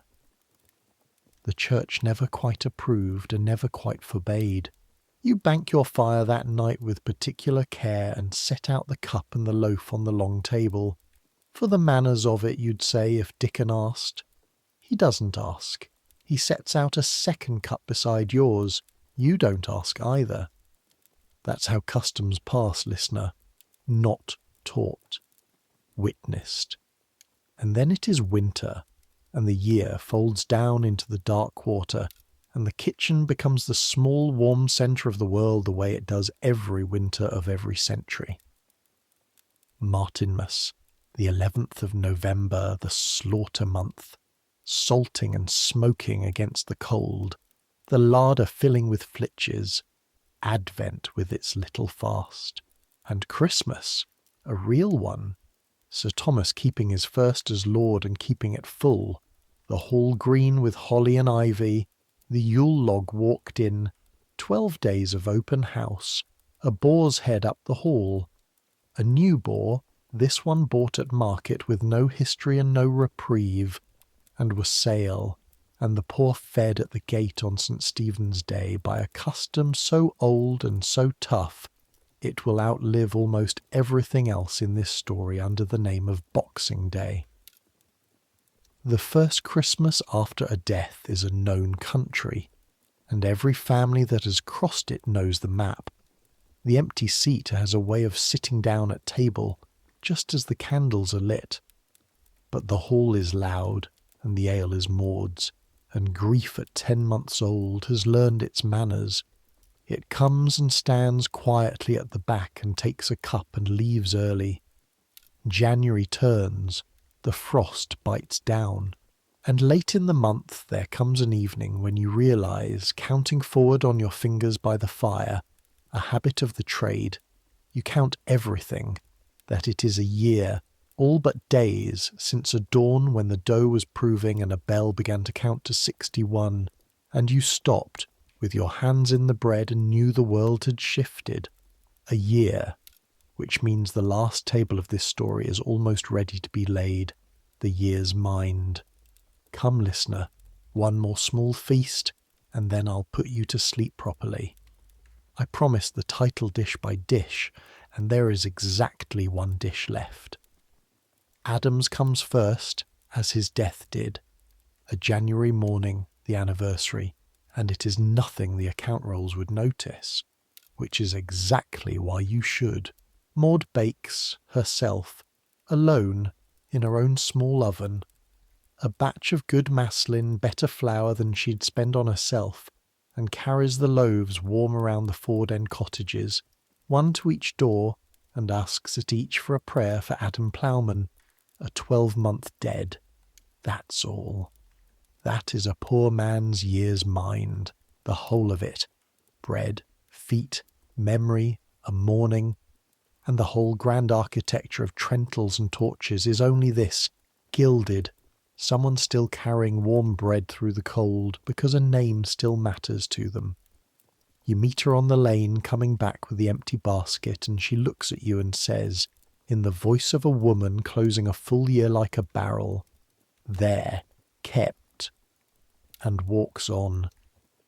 Some scenes don't need a paragraph, listener. They barely permit a sentence. Sir Rogers falls in March, in Lent again. Of course, in Lent again. The man died in the fast, and his Mindays will keep the fast forever. An old cook's joke he would have been the first to enjoy. It is called, in the parish book where Father Odo has entered it, the obit, the anniversary, endowed now with the little rent Sir Thomas has settled on the church so that it will be kept yearly, every March, for as long as the money and the memory hold. And this is how it is kept, the first time, 1 year on. In the morning, the mended bell tolls, not the passing bell, no counting now, just the slow morning toll, and the valley pauses out of a habit 1 year old. Mass in the parish church, the hearse frame of candles burning over the chancel stone, the grey horses fine long since spent into the fabric fund, the mazer on the altar doing Sunday duty with the print worn 1 year smoother, a dole at the gate after, 40 loaves this time, not 250, the economy of the dead tapers, this is the design, grief tapering into keeping, but the same dark bread, the same crooked cross and wheat ears going out into the same weathered hands, some of which have come to trust the last Saturday of March at Haverston's gate, and a farthing with each, and the old fee spoken 40 times over a year-old grave. And then, not the hall, the little parlour behind it, because this is the last table of the story, and it seats 8, Sir Thomas at the head, Father Odo, Aldous, Joan, Maud at the Lord's own instruction, which raised precisely 1 eyebrow in the parish and lowered it again, times having moved. Dickon, who is 12 now and sits where he's put and eats like a siege. The chaplain whose year of daily masses ended at Michaelmas, and who somehow never left. Chaplains being like kitchen cats in this regard. And you, the cook of Haverston, at the table instead of behind it for the first time in your service, because Sir Thomas said, in that London voice that has learned exactly when to stop being London, "My father was fed by you for 40 years, Colonel. At his year's mind, the man does not stand. The food is Lent's plainest and your best, and it is the last documented dish of tonight's promise, so mark it. The year's mind supper, the quiet table. herring done with the mustard the old man liked, stockfish in almond milk, silked with saffron, good maslin, and one fair white loaf broken among 8, figs in wine, Maud's ale, and at the end warmed wine with honey and ginger in plain cups, and one dish of sops in wine, set in the middle of the table where anyone may take a spoon of it or not, and everyone does, 1 spoonful each, without a word being said about it. And if you want to know what a family is, listener, in any century whatsoever, it is the people who eat the remembering dish without needing it explained. The talk is low and long and full of him. The bee swarm story gets told again, and has grown a second swarm. Father Odo tells the wedding story. The ring in the rushes, 48 years old now, and finally laughed at aloud in company.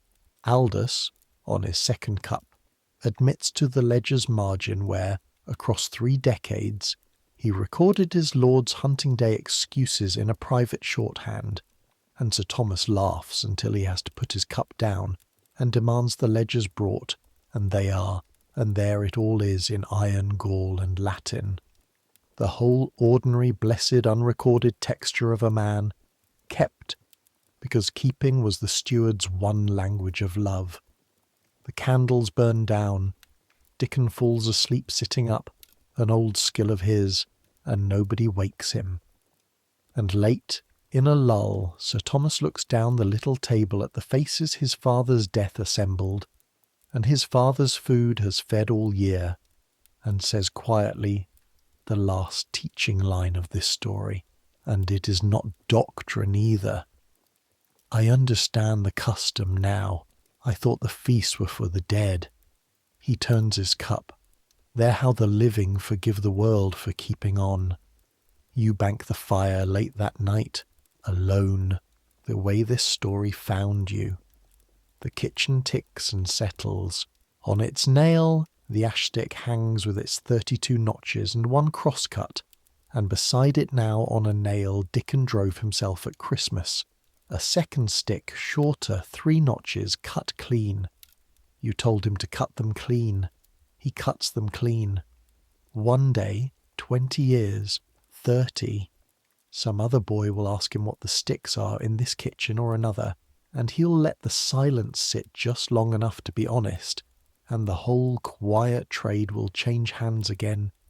The feeding of grief, the stamping of arms, the banking of fires. It is not written in any roll it never needed to be.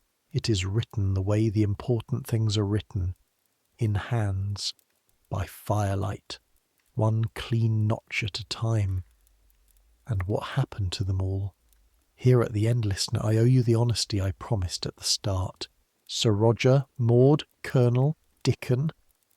I built them, as I told you, out of the account rolls and wills and registers of 100 real Haverstons, because the real cooks and widows and kitchen boys of 1382 left their bread and their brewing in the records, but almost never their names. Whoever they each were, and there were thousands, the seasons closed over them one by one, and their own passing bells were counted in their own cold dawns, and their own funeral bread was baked by hands we will never know. The customs, though, the customs are all true, and the customs we can follow. So follow them one last time out of the candlelight and down the centuries as sleep comes. Centuries will pass. The world you cooked in will change past recognition. The Trentals and the Chantries, the obits and the month's minds, the whole vast tender economy of the dead, swept away in England within 200 years. The Reformation will come, and purgatory will be struck from the doctrine, and in 1547 an Act of Parliament will dissolve the chantries at a stroke, silencing in one season several thousand priests whose only employment was remembering ending prayers that men like Sir Roger had endowed to run forever. The mazes will be melted or sold. The parish books of obits will close mid-page. It will be one of the strangest quiets in English history.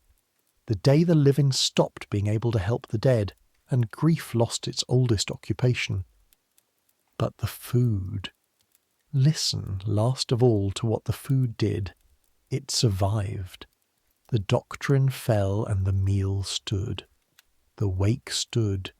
You have been to one. The funeral feast stood. The ham sandwiches, the casseroles carried to the bereaved door, the reception after the burial where a family eats and tells the bee-swarm stories. That is the Arvel, the month's mind's orphan, alive in your own century and doing the same work with the same tools. The soul cake stood, worn down to sweets in a child's bag at the end of October. Even the word stood, the wake, the dole, the dirge, being put in mind of someone. Bread going down, something going up. Call it prayers, call it memory, call it love organised. The accounting changed and the meal never missed a sitting, because people still die in winter, still die at dawn, and the living still stand in kitchens afterward, not knowing what to do with their hands, and their hands still know, feed someone. The dead ask for nothing, it's the living you feed. 7 centuries, and that recipe has never once failed to rise. So let the year close now, the way years close at Haversden. The fire is banked, and it will not die. It only sleeps under its grey cap of ash, holding tomorrow's flame the way the barm holds tomorrow's bread, the way the valley holds its names. The loaves are counted, the doors are barred, the bell hangs quiet in its mended oak, 80 feet above the sleeping graves, keeping all our counts for us, in no hurry about any of them. And you, cook, you are done, truly done this time. The year asked everything your hands knew, and your hands knew enough. You were skilled enough, and steady enough, and kind enough, and no man's stick carries a truer tally. You have a warm hearth, and a full larder, and a boy snoring in the loft who will carry your whole quiet trade into years you'll never see. That is more than most men are given. That is enough. It was always enough. Tomorrow there will be dough to prove. Tomorrow there will be water to haul and fires to wake and a household to feed. The same as this morning. The same as 40 years of mornings. The same as all the mornings stretching out ahead like strips in the great field. But that's tomorrow. Tonight there is only the ticking of the settling fire, and the smell of ash and old bread, and the long soft dark coming down over the valley like snow. Let it come. Let sleep take you the way it takes a kitchen boy against a warm oven wall, mid-thought, mid-breath, without argument. Let the fire sink. Let the bells hang silent. Let the counting stop. All the counting, the strokes and the notches and the farthings and the years. Let your thoughts slow and soften and finally stop. You've earned this rest. The living have been fed. Take it and dream of whatever dreams may come. Good night.